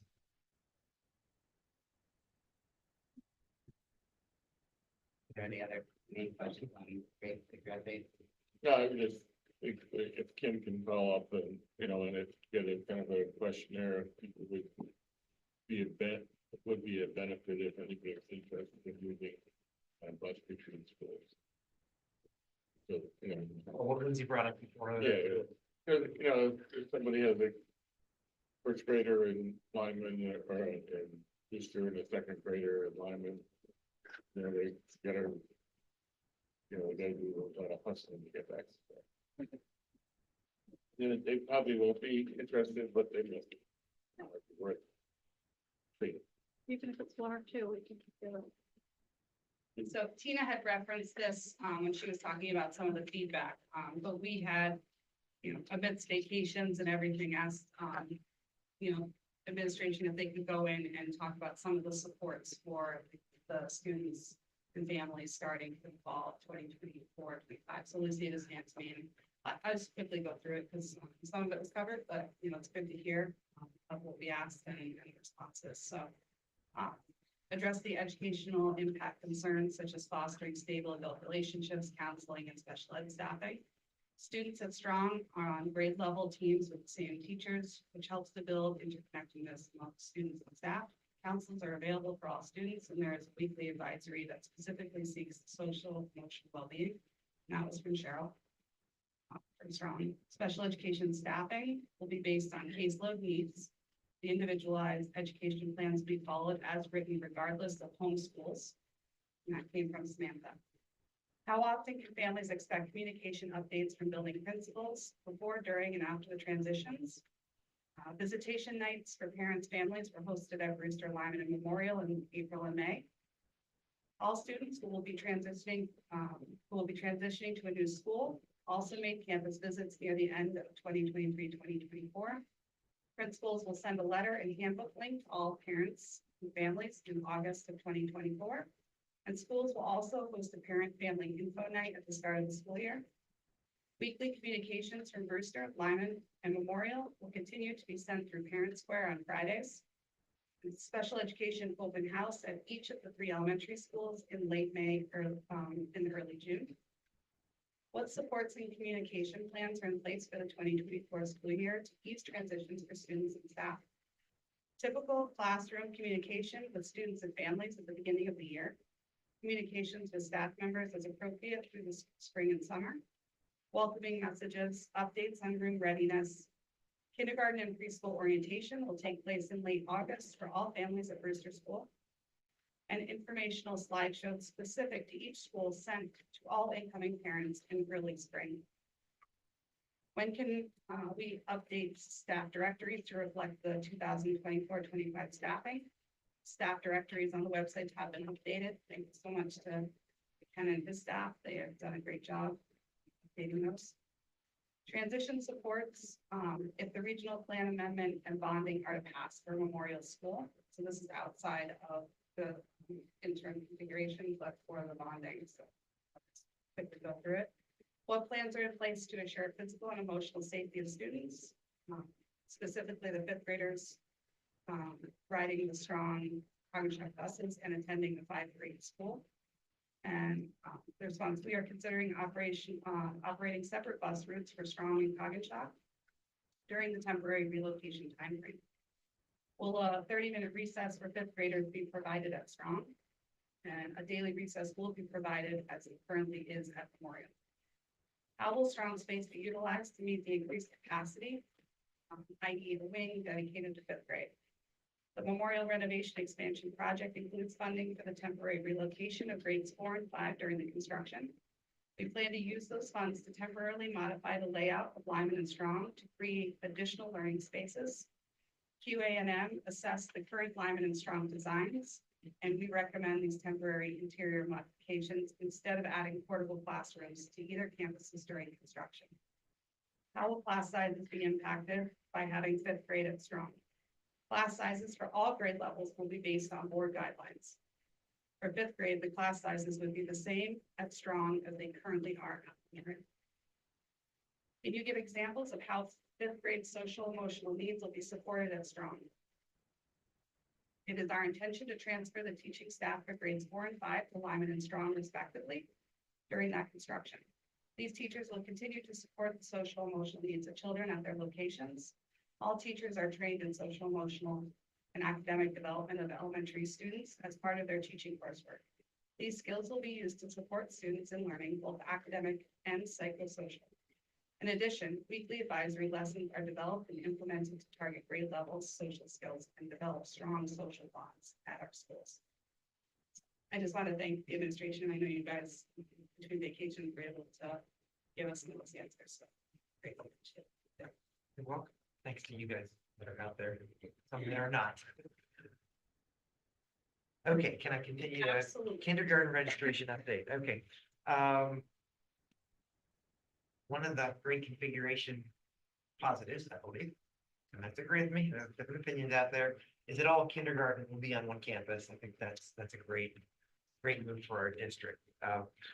What I need to share with you tonight is we currently have 95 kindergartners registered for booster in the fall. 96 like a week ago, and somebody's moved away. We don't, and they keep pretty close tabs on who they anticipate coming, and they feel like that's a pretty good number. Now, that number is a little bit higher than what we did expect, because if you all recall, the state has changed the kindergarten age requirements, and there's a waiver process, and we knew that some people would request the waiver and the testing and all of that. But in talking to other districts, we find that we have a disproportionately high number of families who are choosing to enroll under the waiver and the new age requirement. So just to kind of break this down for you, and we just talked about class size guidelines for fifth grade. So in kindergarten, that class size guideline, for those that don't have that pulled up or are familiar, is 18. So 18 children to one teacher in kindergarten. At 95, if that number holds, we're at 19. And so the question we have for you tonight is, do you consider, because the guideline isn't clear on this, so I'm saying it's interpretation, and we want the board to be good with this. Do we consider that kind of a maximum class size, or more of a target? Because as a target, I would tell you 19 is pretty close to 18, and that could work. However, people could move in over the summer, additional could come in. We don't anticipate a lot of that. But I bring this to you tonight because we don't have another regular board meeting until the second week of August. And the difficulty in finding quality staff becomes much more difficult as we get to the start of the school year. So I think if we are going to add a kindergarten teacher, we ought to do it tonight. And my understanding is, historically, that's been the board's practice around class sizes. By example, we have 97, I believe, in first grade, and we have staffed for 6 teachers. So I do think the board could be consistent with its past practice in letting us go ahead and authorize that. And if you're okay with that, doesn't require a vote, but we want it on the record by consensus, then probably as early as tomorrow, we could begin advertising for another teacher. Might not necessarily be a kindergarten teacher because we had some movement because of what we did through the budget process, but we will need another teacher. I think a lot of it comes to, and Doug and I have had this conversation a little bit last week, so it couldn't be on the agenda. I think what we really need to look at is with everything we have going and all the different projects and the new configurations that come forth in 5. We need to not see the guideline and really stick to making sure that we are that 18 or below. That age group has 4-year-olds in it now, which I know, God bless our kindergarten teachers. I know, I that was my mind to never realize our actual. You know, I think when we talk about class sizes, we're gonna hold true to what we say about class sizes and stick to it. You know, that's my perspective on it. I think the last time we came up, but they had the lower class size, they rather had 6 teachers with 16 in a class than 5 teachers with 19. I think it's more important to have the lower number of kids in that class. Any objections? Anyone online object to that? No, I was just gonna echo what folks said, especially with the younger kids being mixed in with I mean, they're all little, but the 4-year-olds being mixed in, you're not gonna go wrong with having smaller class sizes. And I agree, no objections here. And we will move forward. Thank you for that. Appreciate that. It's unanimous. That's awesome. And then just 2 quick congratulations for item number C. Lindsay, Bob, Lucy, and Jay, the board officers. Congratulations. And even though we all kind of did this collectively, our class of 2024 graduates or seniors, whether you were able to attend the graduation or not, I thought it was a great ceremony. Deb and Katie are here. You and your team did an awesome job. You dialed up the most perfect weather I could imagine for a June day. I mean, imagine how it is now, like how miserable people would have been. So But yeah, it was great, and thank you for that. Oh, thank you. Yep. We'll move on to staff reports, Kim. Thank you. So we ended out June 2024. We are still working on closing out the year, so I will be able to report again on a final June, hopefully at the next meeting. But right at this point, we're 98% expended of our budget. We've encumbered 99%, and we've received 95% of our revenue that we budgeted for. We were able to hold that anticipated surplus that we then used to balance the 24-25 budget, the 350,000, you'll remember, that was from electricity and some transportation funds. So that made me sleep better, knowing that we were able to preserve that, and that is all fine for the next year's budget. We have just a quick update on the field house, the athletic complex. It's not done yet. A third of it is done. The turf has been completed, but there's still supplies and construction equipment out there. So, you know, it's still a construction area, but the turf has been done, and the bathrooms have been framed. And we've had various inspections, plumbing inspections and framing inspections that have come back that's passed. And we expect the CO we're hoping for by July 26th. At that point, and quite just a little prior to that, next week, the lights will start to be delivered. They will not be constructed or erected until we have the CO, but that will give them some opportunity to start pulling some wire and prepping the bases and stuff before they're erected, so that we're hoping to be on plan, just on track, just as we had planned all along. So things are going well. And then in addition to that, works happening in the buildings. The sprinkler project that Lindsay talked about is underway, and should be done this summer at Strong and Cognizant. And also we're upgrading our PA systems, which was included in the capital part of the budget, just for the 24-25 year. So that's underway too. So they're very busy in the facilities. And working incredibly hard, and some of the contractors that have been doing the turf. I was up there one day and brought water up for it. It was one of the sweltering days. I was like, how are you guys working today? It's like a Sunday. They're like, we're just trying to get it done. But it was an amazing process to watch. We really watched them have to suck up all the from rubber from all there, and then place it all and then line it all. It's been great. The only thing I just want to, if we could caution somehow, you know how we would normally, but with basketball group using that entrance to the track and not having that fence up, it looks like the track's open. There's a good amount of people on the track yesterday, so we could have to communicate that the track's just not ready to be open yet, based on equipment is out there. Once the lights get delivered, they've got metal that they're tripping. I'm sure people are rearing to use it, and it looks done, but yeah. And you get that.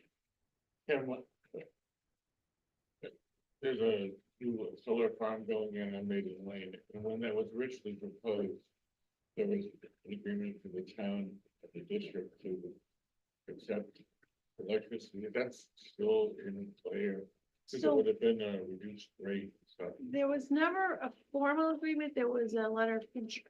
yeah. So that if it were to actually happen, we would be interested in hearing about it and see how it would benefit our district. So I've heard nothing in the past probably 5 years about it. Yeah, right. But yeah, we would be interested if something came up, we would look at it. So we could find out there's permits from the siting council and everything else, so there's gotta be names so we can talk to. And the idea was that the town could use all the energy, we probably could.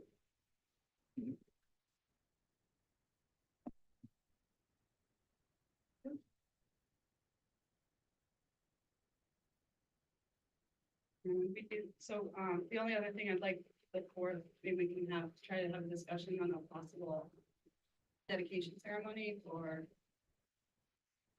the finishing of the complex. The lights are done, maybe in conjunction with the start of the year, one of the first games. I'm not sure if it's just first, whether soccer has it or football.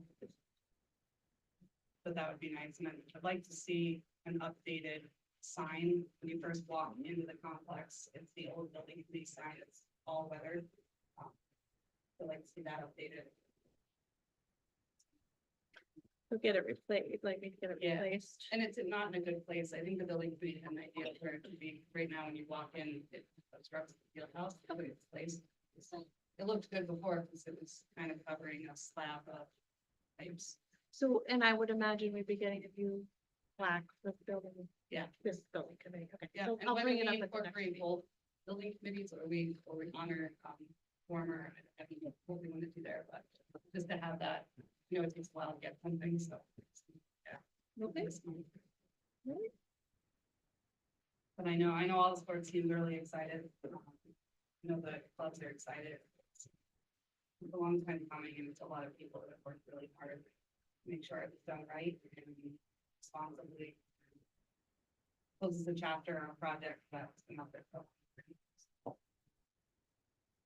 All right, we're getting there. High school program studies, and thank you, Deb, for giving us this whole, I put it in your packet. Oh, actually, you need to thank Ms. Trainer. I can't accept that.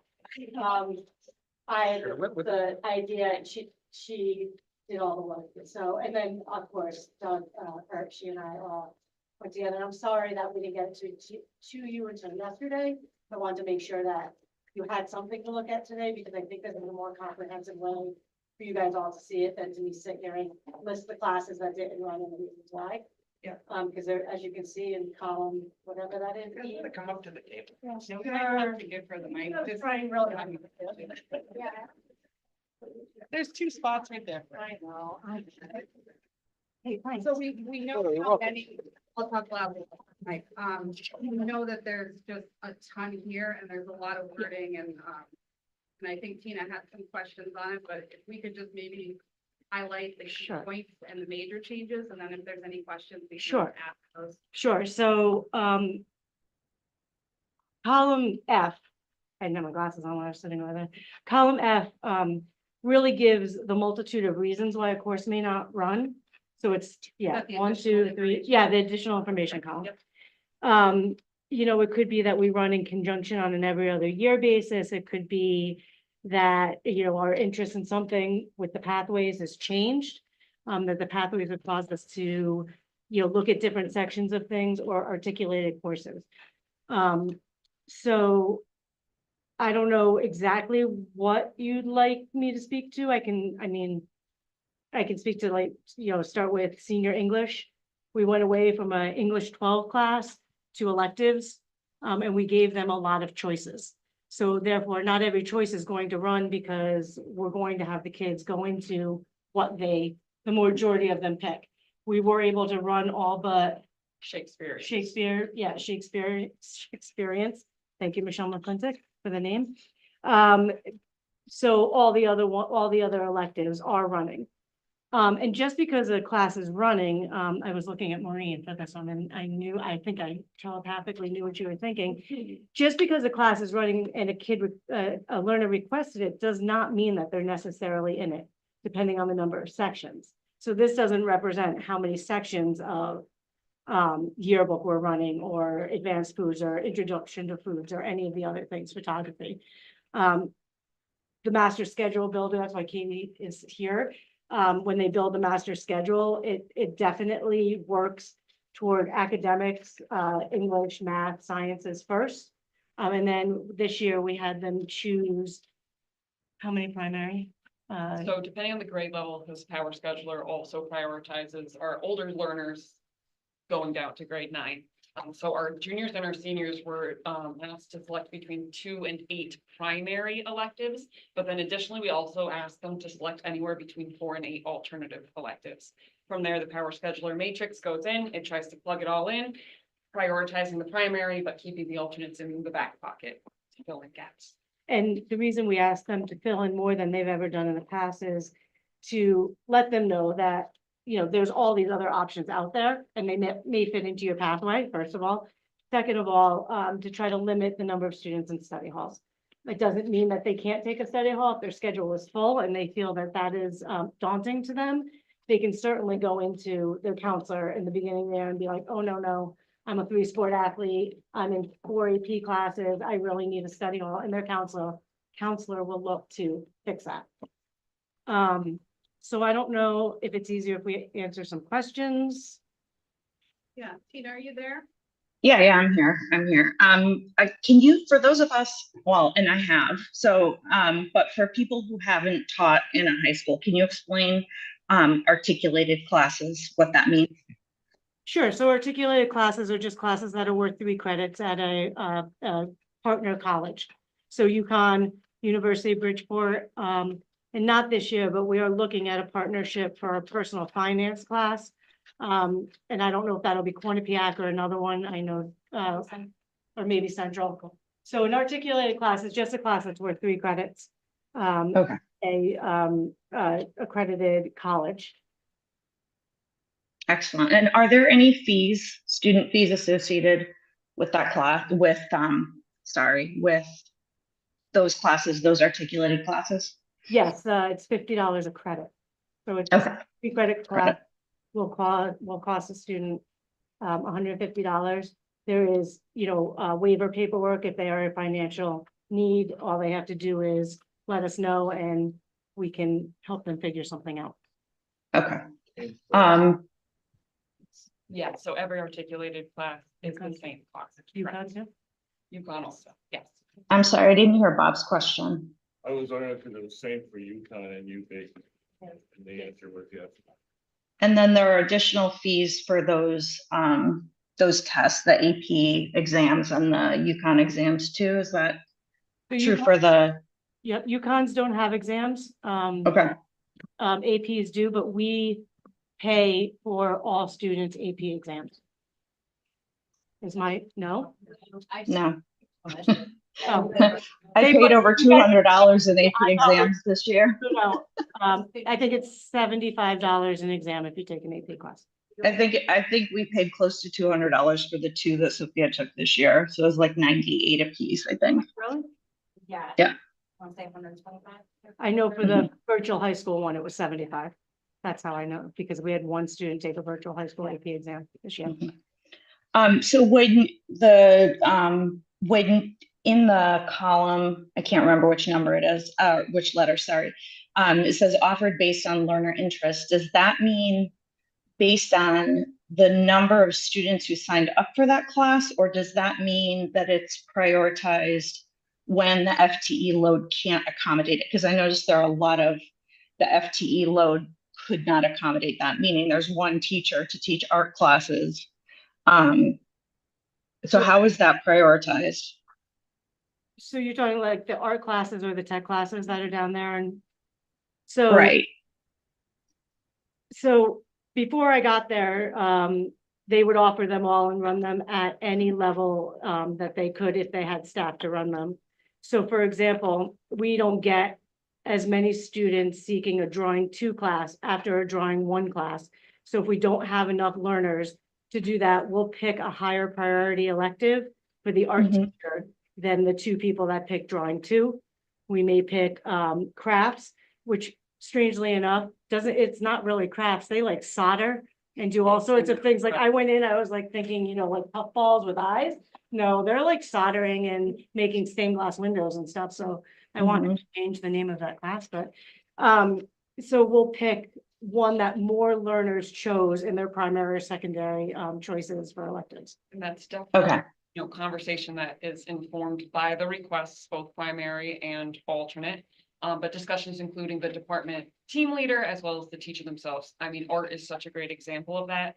I mean, we want to make sure that we're offering courses where there's the most interest, but we also obviously want to avoid bubbles. Say everyone takes ceramics their sophomore year, there might not be as much interest junior or senior year. Then Mr. Bockley has that flexibility to be able to be flexible in his offerings and ensure that, we have things that students are passionate about and interested in taking. And also he as a teacher can, teach full course loads that meets the needs of our students. So there are 3 art courses that aren't running this year, and each of them say more courses than FTE load offered based on learner interest. If we added in the fall a 0.6 FTE, and I would actually argue that photography and graphic design shouldn't be included in tech ed. They should be included in art, which they were until I want to say about 10 years ago when the board cut a 0.5 art person. My question is, if we added or you added in your budget for the fall an additional art person, would those courses run? Those 3 art courses that aren't running now, based on the FTE load and learner interest and photography and graphic design, would that be something that you'd consider doing? I mean, we would look at all of that, but I don't think that the learners chose that as an alternate. It's not like we had 15 kids choose, looking at it now, the design class. Okay. We might have had 1 or 2. You know, I haven't really analyzed it yet, but I mean, art right now would not be my top priority with the pathways that we're doing for additional staff at this point. We just haven't done that yet. All righty. And speaking of pathways, do you know how many students have chosen a pathway? So we don't, I mean, we haven't had them choose pathways yet. The 1 fully completed, 2 in 2 in draft form that should be completed this summer. And the 1 that is completed was presented to just the freshmen going into their sophomore year. Everyone can see it. I've talked to other students about it, but we've only presented that 1, so we're not having them choose and stick to. But when a student comes to us and says, hey, I'm really interested in bio, or I'm interested in medicine, you know, the counselors and everyone else know which way to direct them in order to take the classes that we would consider the pathway. Does that make sense? Okay. So you figured the what pathway is done? Healthcare, the health and human services. The technology one is in, the business one is in next in the draft, most recent draft form, and then technology is the one we will hopefully get done by Christmas. Can you label the courses that are in that pathway? So I have that other document that has the courses right in it. So Yeah, can you send it to us on maybe a next student achievement reading or something? Sure. It'd be good to see. yeah, I think yeah, What would, absolutely. you know, what makes the pathway and how that works. Sure. Yeah, we have a handout. Right. I think So you know that the related arts are near and dear to my heart for numerous reasons. But I did have a question about the tech ed classes. So there are 2 that are listed that are not running. So they're each a 0.5, so a 1 semester course. And the description in the note says more tech courses than FTE load offered based on learner interest. So I have a couple of questions following up that. And I understand that there is the push for a human services pathway, but the tech ed teacher who could be and should be running those courses is currently teaching 0.6 human services and 0.4 tech ed. And I'm wondering if the enrollment and the interest is proportional to that. What I mean by that is, are 60% of that FTE students human services and only 40% tech ed in terms of requesting the courses? So I think I know. Like how many kids are asking to take the human services courses and how many kids are asking to take tech ed classes? Sure. So graphic design hasn't run in the 3 years that I've been up at graphic design. 3D modeling and design has not run in the 3 years that I've been up there. So that I don't think gets hardly any requests. Is that the CAD? Like the 3D? Yeah. It would be the 3D printer. We had an older 3D printer. Now I think we have a newer one that Diane Walsh does use for other things. So 3D modeling, and go ahead, Lucy, sorry. Sorry, you know, all the stuff that comes from Makerspace and doing all that 3D printing, that hasn't been, but maybe not enough of that. Well, it's only been 2 years of the electives, it's strong. Yeah. And so robotics engineering 2 is taught by a different tech ed teacher than the one you were referring to. She is also a .4 tech ed teacher. And we don't, after robotics engineering 1, we don't get, we get 1 or 2 requests for robotics 2. So sometimes we run it simultaneously with robotics 1, depending on the number of students in robotics 1, and give them sort of a leadership role in there so that they can take on some of those things that the teacher does in robotics engineering 1. And then I think your third one is graphic design. I can't speak to the numbers in graphic design, maybe Katie can. I can look it up. But graphic design itself, I think also has changed again with what our course offerings are. I mean, I think say 3 or 4 years ago, before we had say the Cloud printing company take off as much as it has, I feel like students were thinking of graphic design 4 to 5 years ago different than they are now in relation to, you know, our climate and culture and all of the apparel that they're printing throughout the district. So I think that's just a really good example of how our courses are evolving just with time and our school culture. And I think. Okay. You get something, sorry, Tina, if I could just jump in before I forget.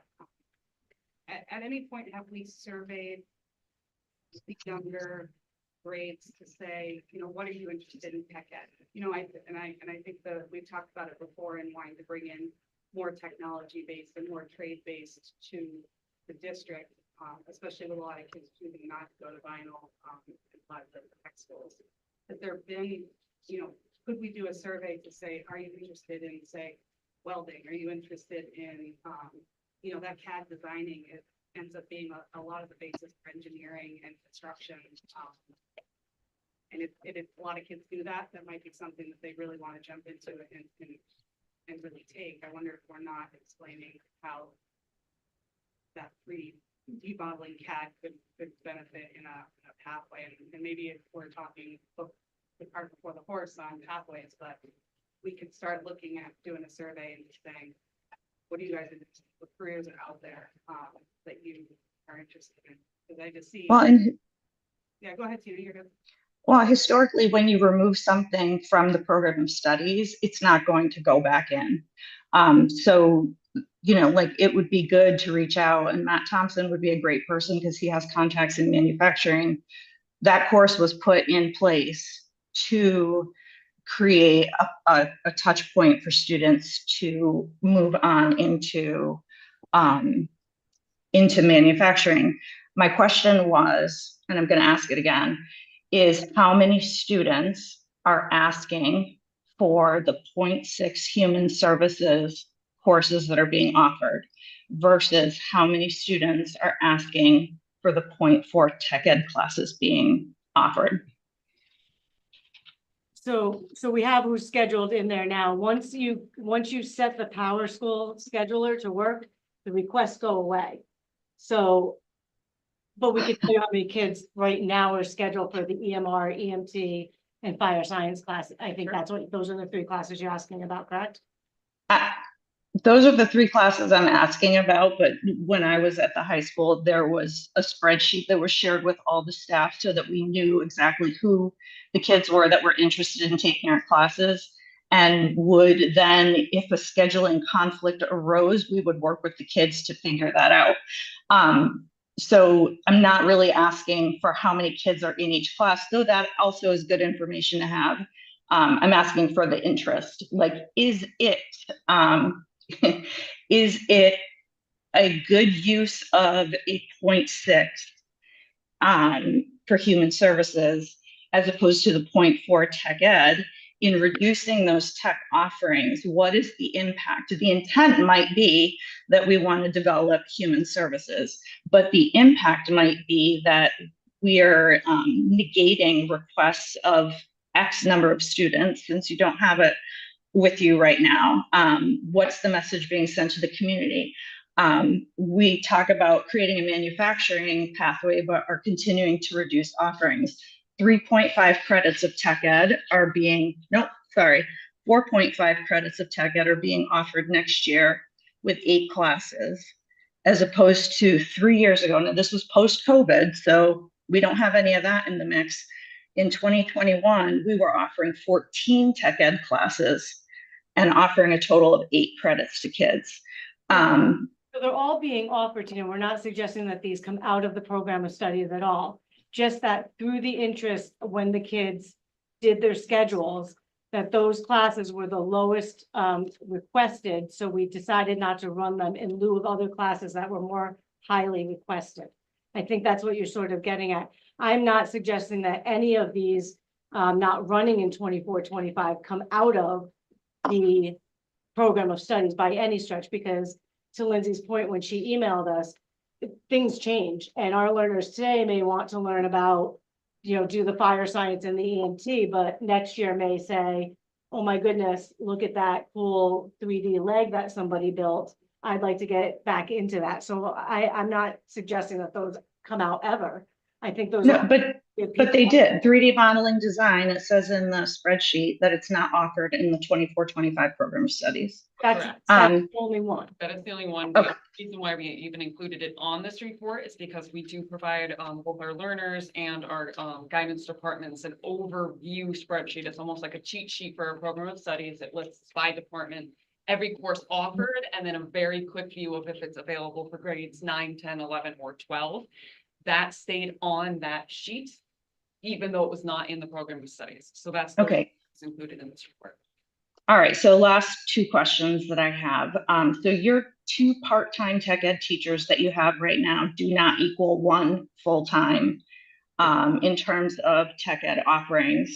And I would like to see that change. And I think that if you need to hire another tech ed teacher, like we talked about with Art a couple of minutes ago, I think that would be beneficial, especially if manufacturing is going to continue coming up as a potential pathway.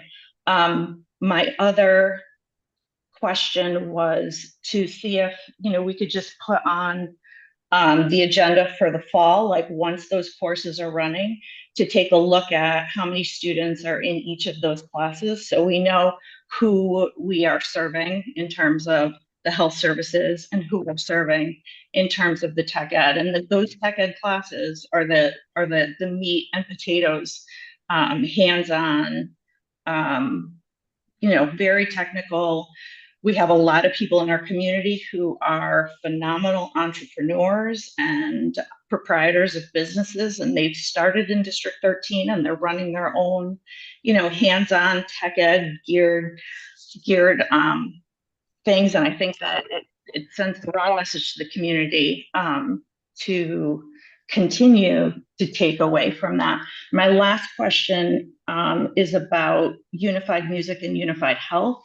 They're both listed as not being sure if they're running yet. And, it's the middle of July. When will teachers be told? Will they get time to plan over the summer and write curriculum? When will it be like official? The unified music piece, the unified health piece and the unified music piece, both are under Rob Bajoris's heading right now, with the increased interest in unified sports. The thing we haven't been able to do, although we've talked to Rob, is for Jen, Rob and I to get together to see what that would look like and who would benefit from it and how many kids we'd be able to service in it. We do have a good sized special education population. But Jen and I know, I'll be honest with you, Jen and I have not had that opportunity. Rob is actually out west and due to be back, I think, next week. And we have time set aside with him. Now, Okay. that one there, sorry, give me 1 second. No, go ahead. Music in theater and music in our lives, that is going to be incorporated with unified music. Correct. So similar concepts, but now we're taking more of the unified approach to try to involve more of our population, both from gen ed and special ed. So Rob's teaching unified music. No, music teacher would teach music, but Rob is in charge of all the unified stuff. He would not be teaching that class, but he can teach unified health because he's a health teacher. So, a music teacher is teaching unified music, but I'm sure that they will use Rob's great brain of resources in making sure that unified class is actually unified and not a So special ed it would music be class. taking the courses that are currently there their current curriculum and then aligning them to make them fit unified. Accessible More, for more gen- inclusive. more inclusive and accessible for special education, yes. And that would combine them, so you would be doing half of the semester you'd be doing one part of that, and then the other part. So there's a lot of overlap in those two classes, so I don't think it would do a half and half. And often in Unified, as you know, it is directed by the students that are in there, right? So there's a little more open-ended. I think back to a student we all had a long time ago, if the interest was drumming, then that would be the thing we'd want somebody in there working with him on, you know who I'm talking about? You know, and how does drumming help his life and form his life in music? That's what. All right, I do have one more question, but this one is actually for Doug and for Ken.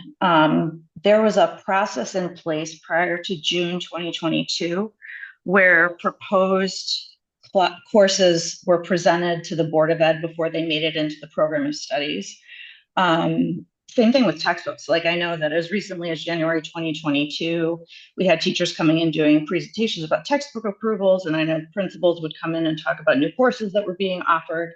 And there was a process in place, and it was in curriculum, under curriculum, either in the website or policy. But where did that go?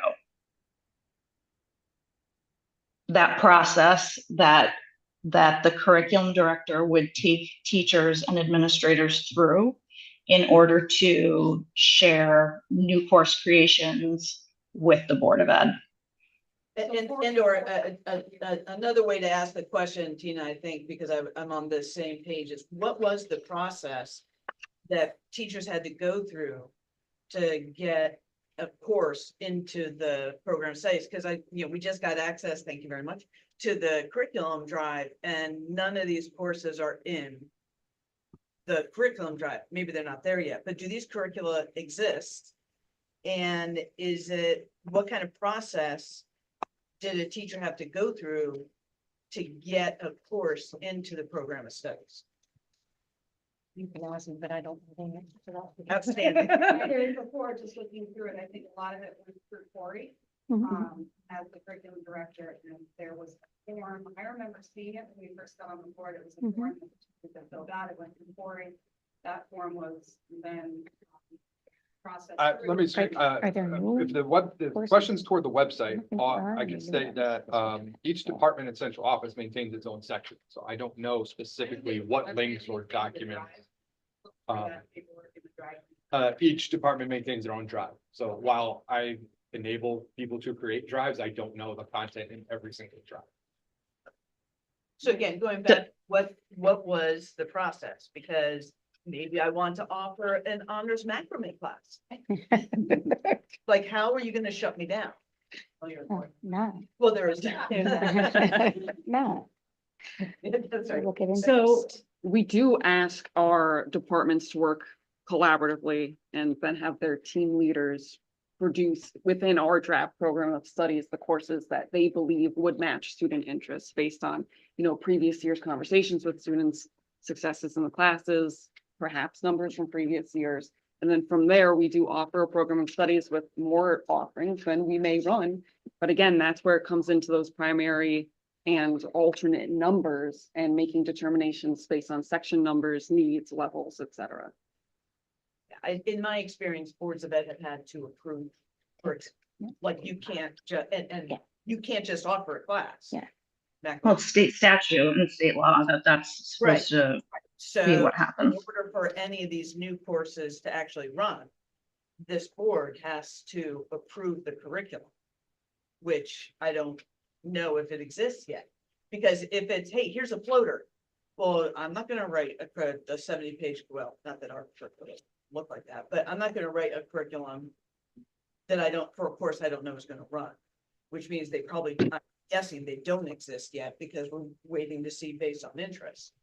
So then, again, it's kind of cart before the horse. If we offer these courses, kids sign up for them, and there's no curriculum that's been approved by the Board of Ed, you can't run them. I think too, in the with that, past, Bob and I have had discussions, and approving textbooks, the last time we approved textbooks was years ago. We approved the EL curriculum, but that was based on. So, louder. I'm really loud in general, so. I can't hear you. I just, so we approved that. You didn't even need that. That was based on financial.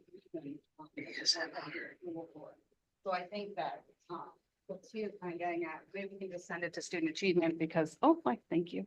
We're now at 8:30, but we really need to get a handle on the role of the board when it comes to curriculum. Thank you so much for that drive. We were able to look through it. The board understands it's not a static, drive, and that it's evolving. But we're a board that's we're really interested, and it's really in our realm and our purview to make sure that what's getting out to these kids course-wise is exactly what, the board's, matches the board's goals and objectives and mission. So I think. So Ken, Yeah, go ahead. so I just wanted to follow up with what Ken said, because, I appreciate the answer. And I appreciate the autonomy of the different departments. But, June 2022 is when Corey left. So what happens to that work of that individual when there is a retirement or a separation?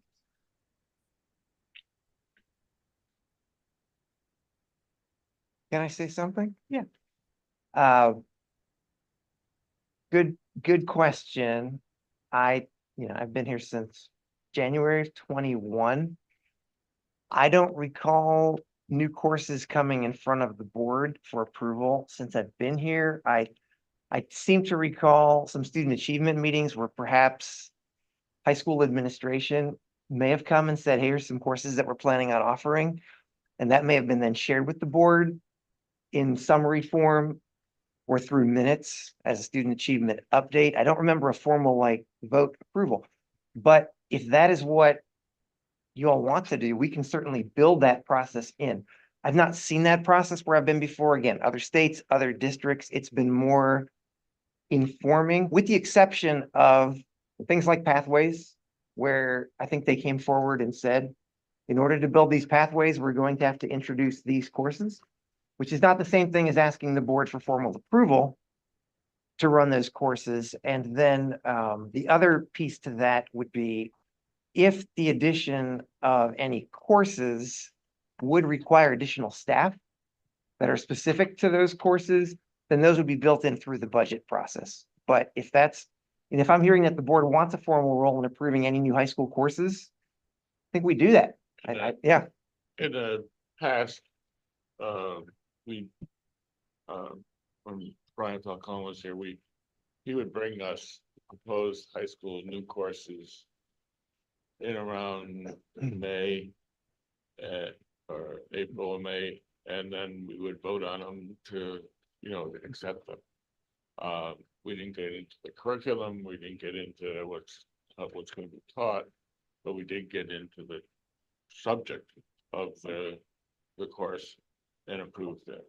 Yeah. And we used to vote on that every year when they would, and there were some of the complex ones that were coming up, we would get into the detail of what was going to be kind of the subject area. So we did do that. So it basically it kept us up to date with what's happening at the high school. So we knew what the new courses were. And it's, if that's what you would like, the articulated courses for this year, we have the curricula and the lists of those from the, if they came in. We can share those with you ASAP. I asked the question on the UV. Do we know if those credits would be accepted at any other university yet? Every university has their own plugin where you put in the course and where it was taken, and then if it would be accepted. So unfortunately, we won't know that. There's not a universal place to look that up.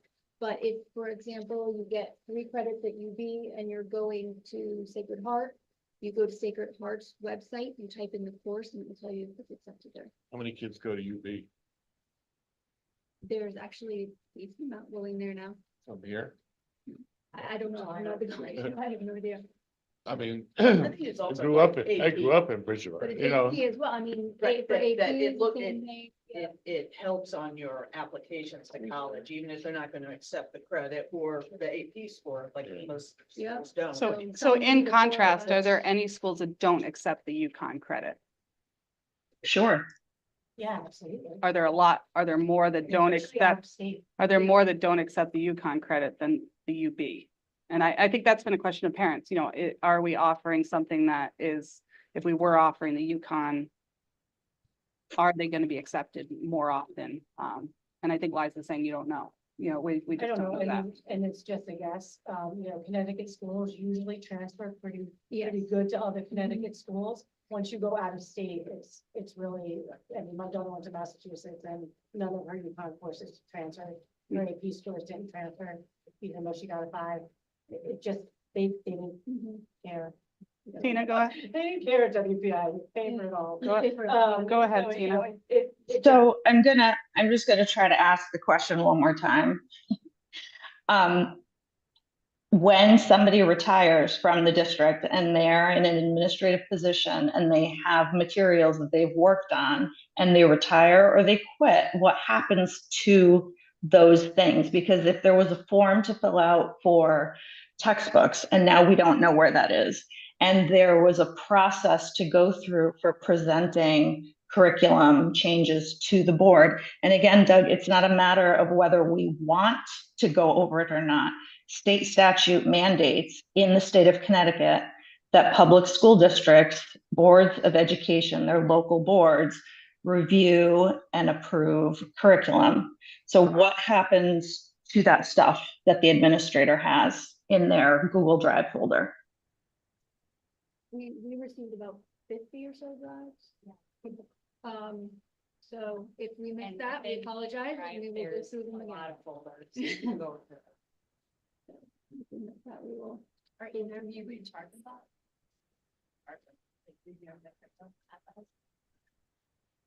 We work all together on that. All the administration. Yeah, we work very closely with us, especially on the pathways. So maybe we have some digging to do to find out just what the history was so we can figure out how we're moving forward. Maybe we could bring that to student achievement and figure out a way. We've been talking about approving and reviewing curriculum the past few months and, you know, hopefully student achievement can iron it out. And we can figure out how best to work together and move forward on that. If that sounds good. Tina, does that sound good? Sorry, yeah, sounds good. Okay. But the gelato down. Yeah, it's only like 2 a.m. She's had her 7 espresso, yeah. It's 2:30, 2:30 in the AM. 6 hours ahead. And then, if the board will allow me to, I just wanted you to get the AP scores on them then. Yeah. We had 167 tests that were given in that funding trial. 20% of our of the tests were 5s, sorry. 26% were 4s. 35% were 3s. 18% were 2s and 2% papers. Do you have that spread out by, Yes. Math. We're not ready yet. I mean, it just came out Monday. And Just we're came out. putting it in the district team, so I can get that to the student Yeah. committee or to whoever wants it. Yeah, that'd be great. By class and by. Okay. By course and subject would be probably best. Yeah.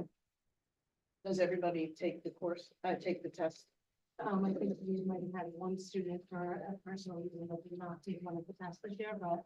And we had one student from, our virtual high school, in AP Latin that took the test, and we'll have one in AP statistics on virtual high school next year. Because it doesn't fit into their schedule, it doesn't fit into their schedule. And what do you need to use it for credit for? It depends on the school, usually 4s or 5s, sometimes it could be the credit. But 3s, 4s and 5s, could, depending on the subject, could, have you skip a level. So if you took AP Calc and you had a 5, you could skip to the 2nd or 3rd level, in college. So again, in a school like WPI is often discouraged. So a lot of times. to pay for that again anyway. Which is A lot fine. of times the science and the science and math, they won't transfer, no matter how. It does. get. And it does prepare them very well Right. though, Right. for what that level, and then that transition to college. And at least one of their classes, they feel very confident in not being thrown in, so I would never discourage, even to take the class and then to take the test, even if you get a 2 or a 1, to have that experience, I believe is very valuable. I feel the same way about the articulated courses, because if it's a college level course, regardless of what school is providing the credit, if you take it and you know what's expected of you, it takes the angst away when you take a class at Middlesex Community College or one of the other colleges. I think it really builds kids' confidence. And so when we did the pathways and we looked at some of those articulated courses, we really wanted to put some in that weren't just in the areas of high-level math, high-level science. Like the exercise science class that like Brady's teaching is accessible to a lot of students who may or may not go on to school. And I think that's really important because that builds their confidence. If they build their confidence, they may make different choices about going off to school. That's how I feel about that. But I want to share those with you. We will get them to you guys. Yeah, But I subject appreciate that. area- I knew they came out, 'cause some of the kids had been talking about it. So I appreciate that. The only question I have, just on programs, so, the board has never officially gotten rid of our Latin program. Like, as a board, we have not voted to get rid of the Latin. Latin's not on here now. Are we offering Latin virtually if students want to? Is it something that the board needs to now take up? Because I don't see it anywhere Well, anymore. we don't have someone to teach it, so I Yeah. guess that kind of gets you guys off the hook, because even if you offered it, we don't have someone certified to teach it, which is why we took the virtual high school route. We kept our relationship with virtual high school really due to the fact that there are scheduling conflicts, and we want to open up that learner-centered piece to if somebody wants to take Mandarin, and we don't have somebody to teach it, but it fits into their schedule and they're really motivated, then I want to be able to give them that opportunity. Now, we did have a situation last year where something didn't fit into a student's schedule and they didn't drop the class in time. So I put it, and so it lost us. And so I put into place a stopgap with the help of, my secretary and Liza and Kim, to, if they don't drop it by the ad drop period, the parents are financially responsible for paying for the seats, because I don't want that to be on the board. If they're not, they have to have a motivation, you know what I mean? They have to have a reason. So Kim was really helpful in that, and we worked all together, because that's not fair, because I want to keep the opportunity if they're enjoying for somebody. And we have. But we're not posting for a Latin teacher anymore. No.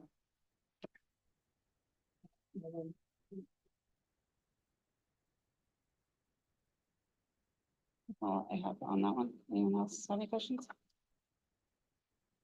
Nope. Okay, thank you, Deb, Katie. Appreciate it. And we'll send this lump of information to student achievement, and we can move on from there with that. I'm only laughing because she asked me today, would they be starting before like 7 o'clock tonight on their presentation? Well, That's right. Probably not. lots to do, lots to do. Thank you, guys. Okay. Yes, yes. Looking forward to Board it. communication and professional development. I will keep this quick. I put in your packets, 2 different professional opportunities, development opportunities. One is the leadership conference on August 8th. It's all day. It's at Water's Edge. I did this last year. It was incredible. It's just not for new board members. There's a leadership track on it.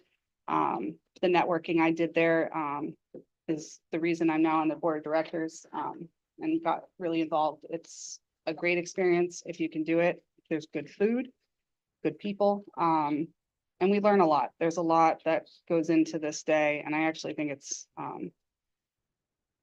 really worthwhile to go if you can. So if you want to, let me know. I'm gonna go.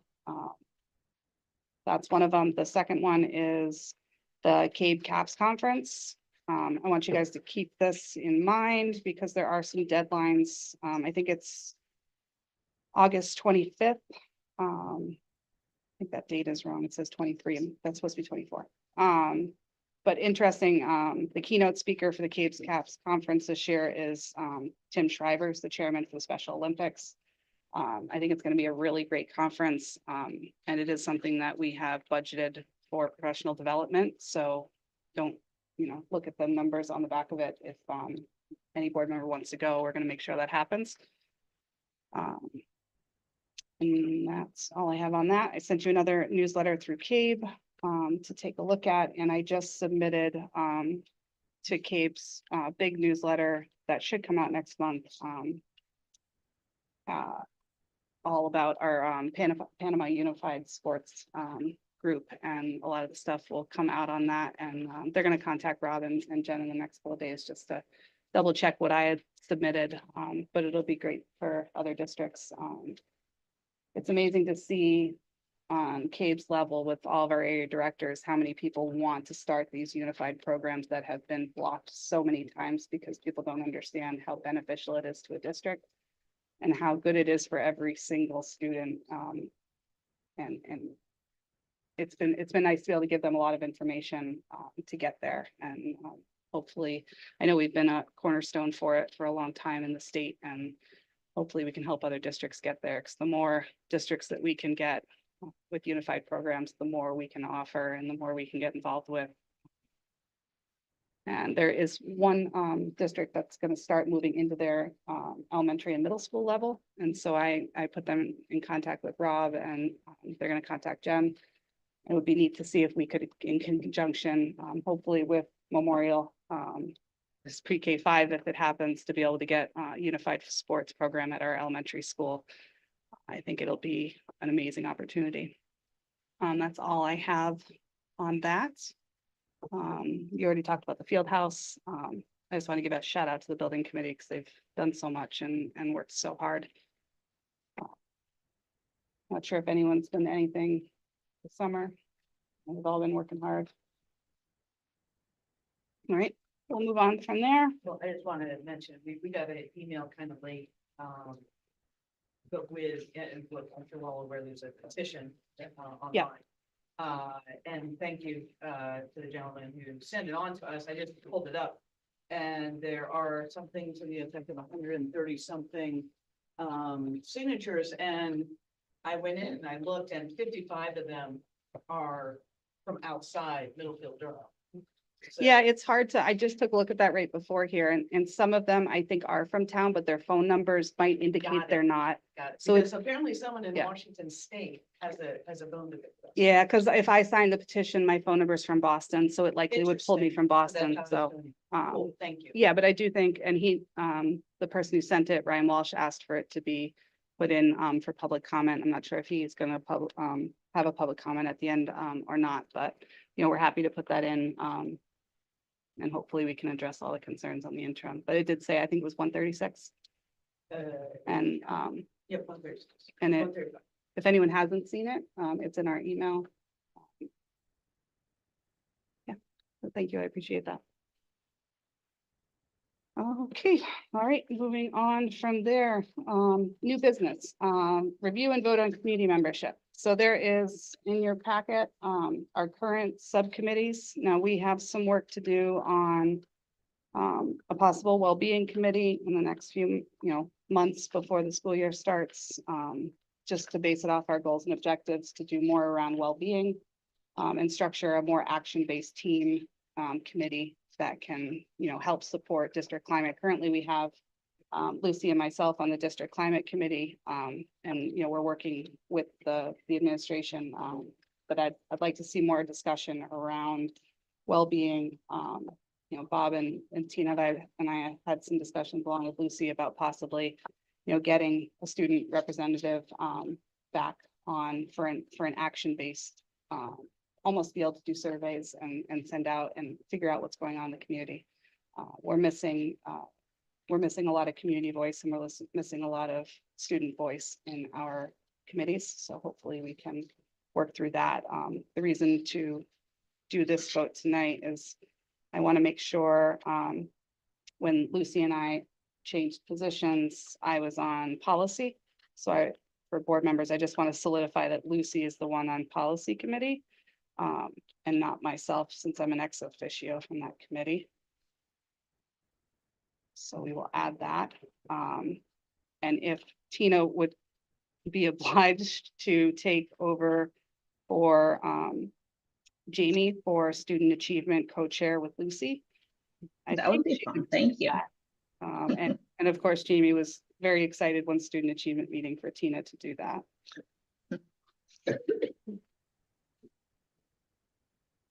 And then the other, to conform with state statute, even though I'm an ex officio on all committees, the chair for the Board of Education has to be added to the building committee. So that just came out of statute. So we have that now, just solidify that as a formal member of the building committee. If there are any other changes, if anyone is on a committee that doesn't want to be. Yeah, yep. And just make sure we vote tonight, and I'll send an updated. I didn't think you have to vote. I think you just get to assign. Well, maybe just the consensus if everyone's okay with it. Yeah.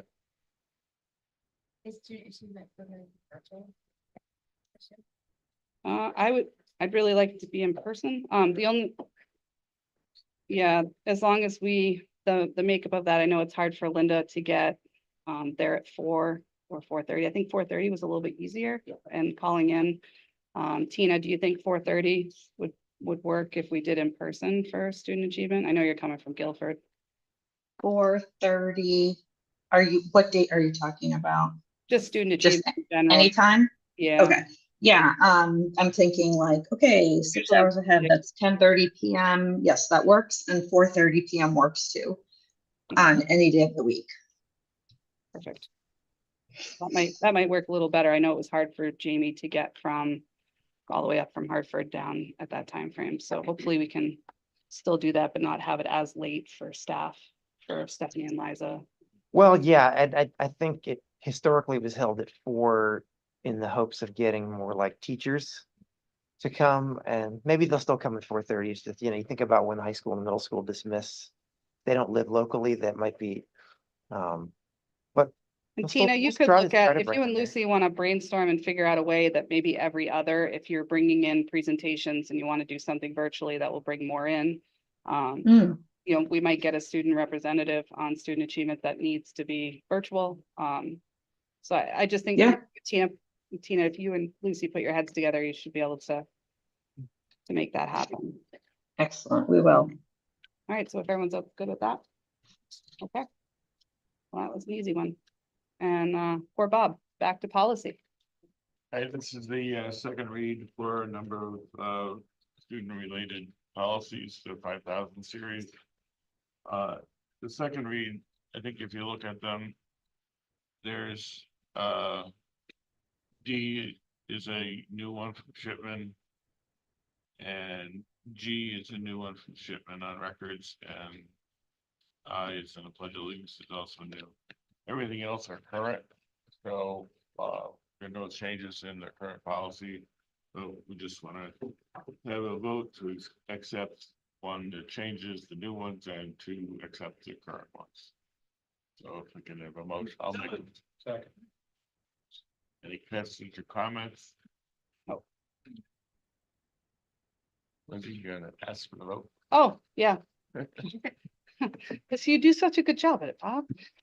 Okay, so we'll take a vote. As long as there's no changes or questions on where you want to do the whole second read, right? Policy review, number 1, second read and possible vote for the 5,000 series. All those in favor? Aye. Aye. Ooh, that was loud. Any opposed? Sorry. Same. All right, motion passes. Number 2. Very passionate about these policies. You will be. On this first read, the chemical health for student athletes is existing. There's no changes. Item B, concussions has been moved to in the 4,000 series, so that's no longer needed in the 5,000 series. The drug and alcohol use by students is current. That was modified recently. That's no changes. Education stability procedures. This is new from Shipman. It's really about transportation of special needs kids. And it's about transportation So that's a brand new one. Education, food allergies and diabetes, that's current. We recommended to keep it. Fundraising activities we adopted last year, that's current. Homeless children and youth is current as well. There's no changes recommended. Immunizations is a new one by Shipman. It has a new statutory requirements in it and new diseases that are covered. The meal charging is current and there's no changes recommended. Non-discrimination with students is recommended to keep that as well, no changes. Recess and play-based learning, Shipman, this is a new policy. I think it's from some new state laws that are recommended. Students attendance, truancy and chronic, we're keeping that as existing, that's the changes. And student discipline is new, new Shipman. So those are the recommended for the first read. If there's any questions or comments, I can try to answer most of them. I have them with me. If not, you're welcome to read them. No, So I think we're good on those. we still have some 5,000 left to do, some tricky ones, residents and student dress codes and stuff like that are still to come. And about a half a dozen others that we just needed some more time on. And we'll have recommendations for those, you know, on the next policy committee meeting. So we don't have to do anything. That's just the first read. So I'm done. Good job, Bob. Just going back, I know we're not supposed to go back. We're gonna go back. I forgot to add Tina to policy committee, so Just tell him. Tina, good luck. Thank But you. I'll Thank you update very that much. on that one out. All right, great. Thank you. I know, but she's new and so willing. You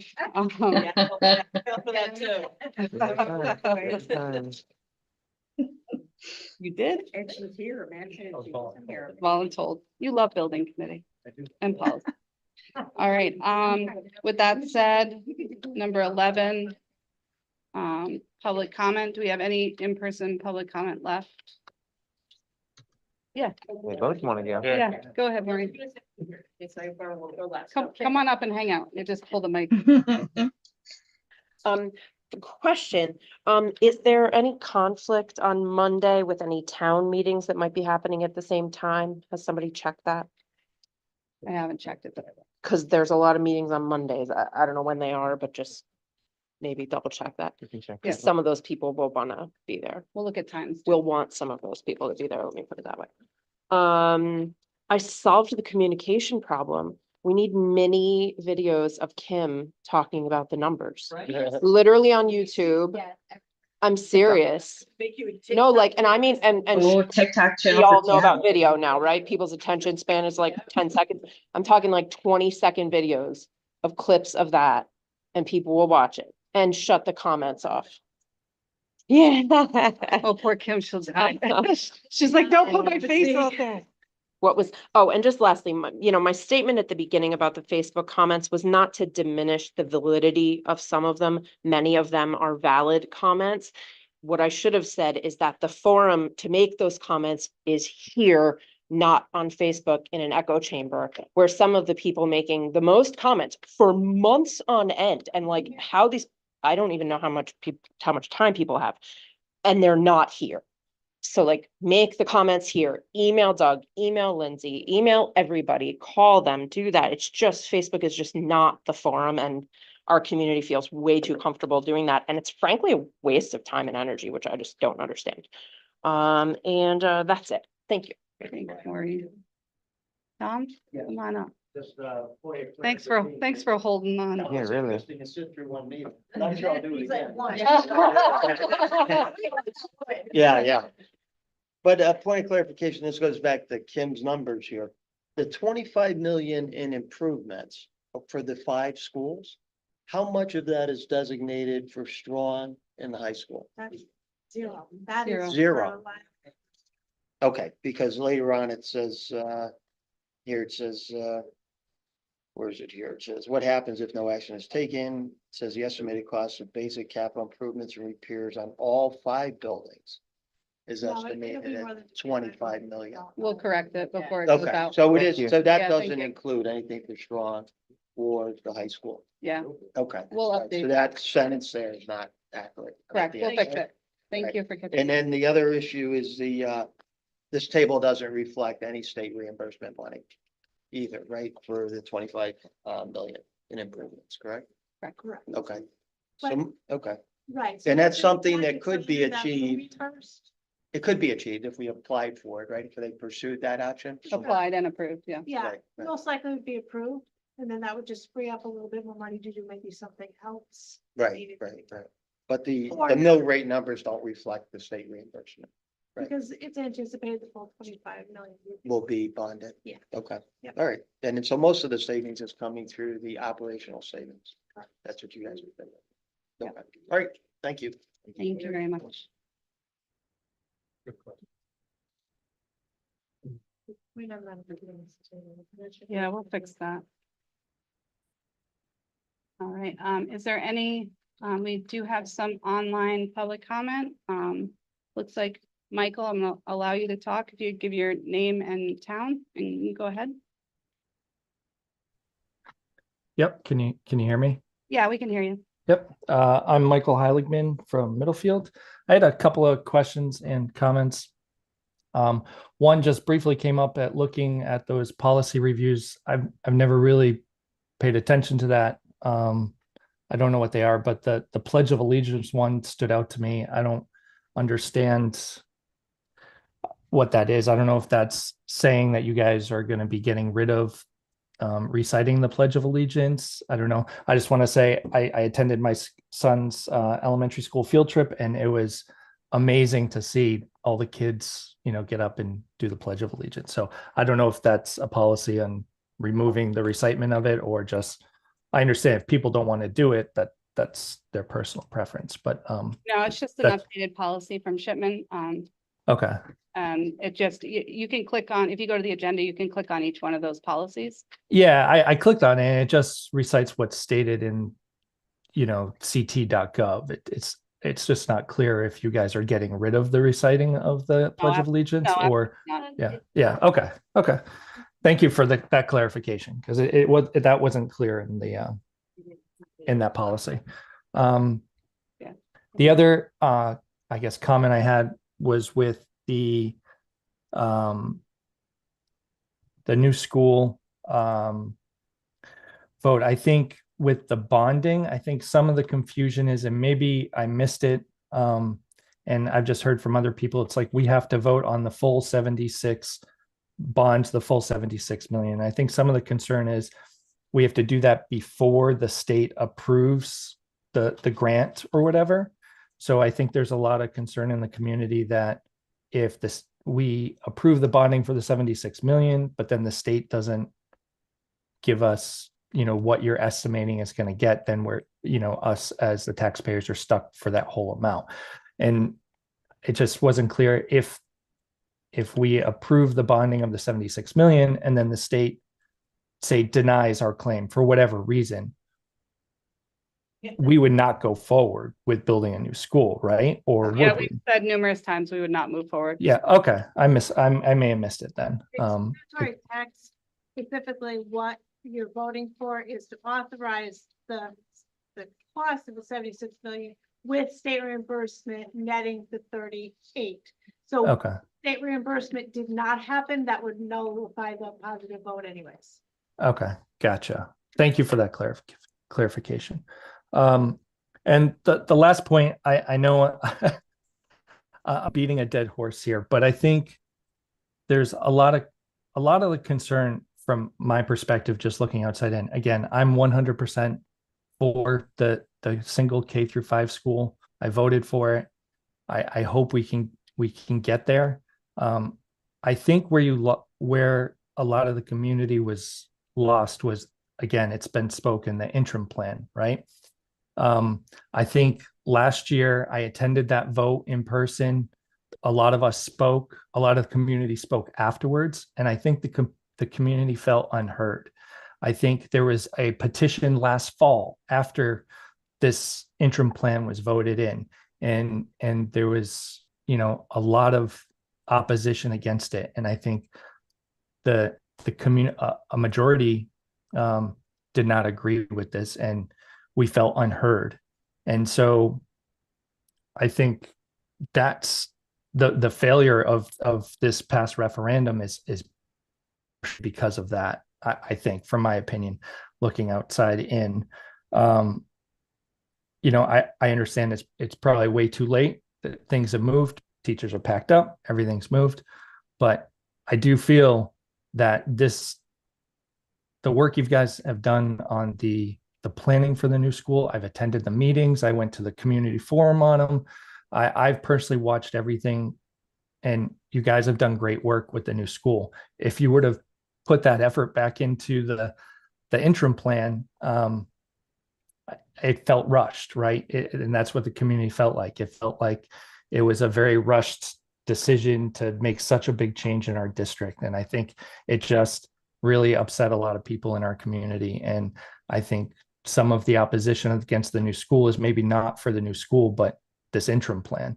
And, again, it's probably way too late, but I do feel, I think the proper way would have been to keep kids in Lyman, K-4, make Brewster, keep it K-4 while we build this new school, and then do the change. I think that would have been the better approach. Hopefully we can learn from this. If there was, ever a chance to even reverse that and do that, I would say do it. I think you would get a sweeping yes vote on this new school if you got rid of this interim plan. But I understand things have been way too far in motion, and like I said, teachers are packed up and moved, and I completely get that. But I really do think that's where some of the failure stems from. So that's all I really had. Appreciate your time. Thank you, Michael. And hopefully we can support and communicate as much as we can on this configuration for 2024. And whatever trust is lost, we hope to regain. And we do think that we have a lot of good things coming forward. So thank you for your comment. Yeah, thank you. Yeah, and come Monday. One more thing is that the majority of the people that voted in favor of the K-5 program. Yeah. You mean the came to the forums? Well, no, because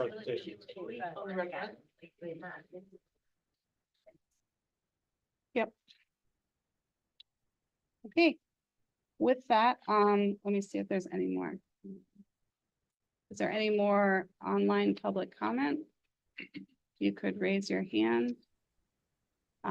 Kate Checo, you want to go ahead? Hi, I'm Kate Checo. I'm from Middlefield, and I just want to piggyback on can you hear me okay? Okay, I'm sorry I couldn't be there in person. I know that you've received a lot of letters from me, emails from me. I am not on Facebook. I always go directly to the source. And I just want to piggyback on the last speaker, and he is completely correct in my opinion as well.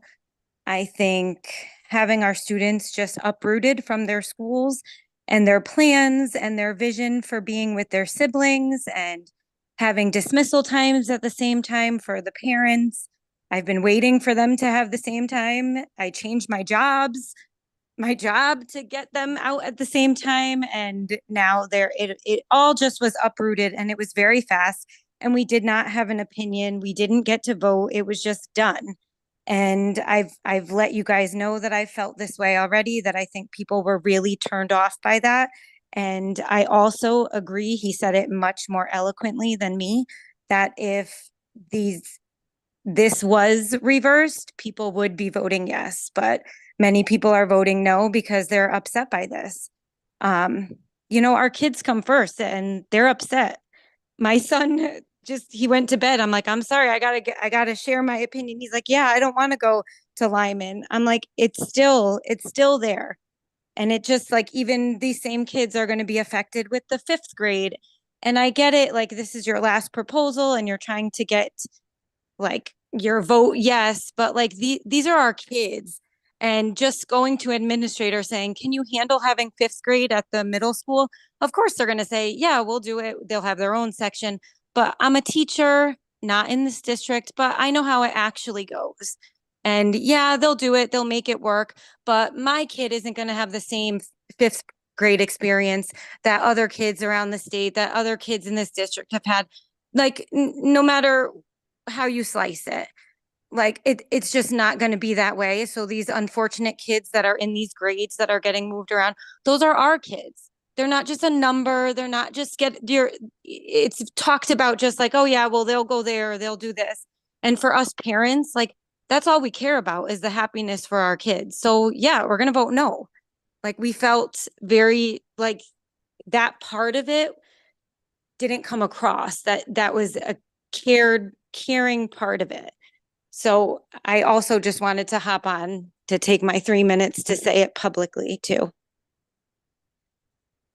Thank you, Kate.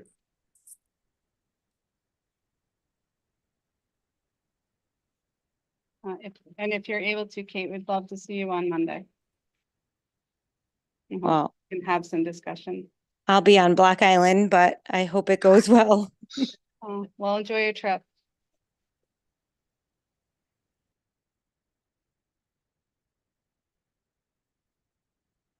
Is there any other in-person or no, there's no in-person. Well, there's Maureen. She can talk.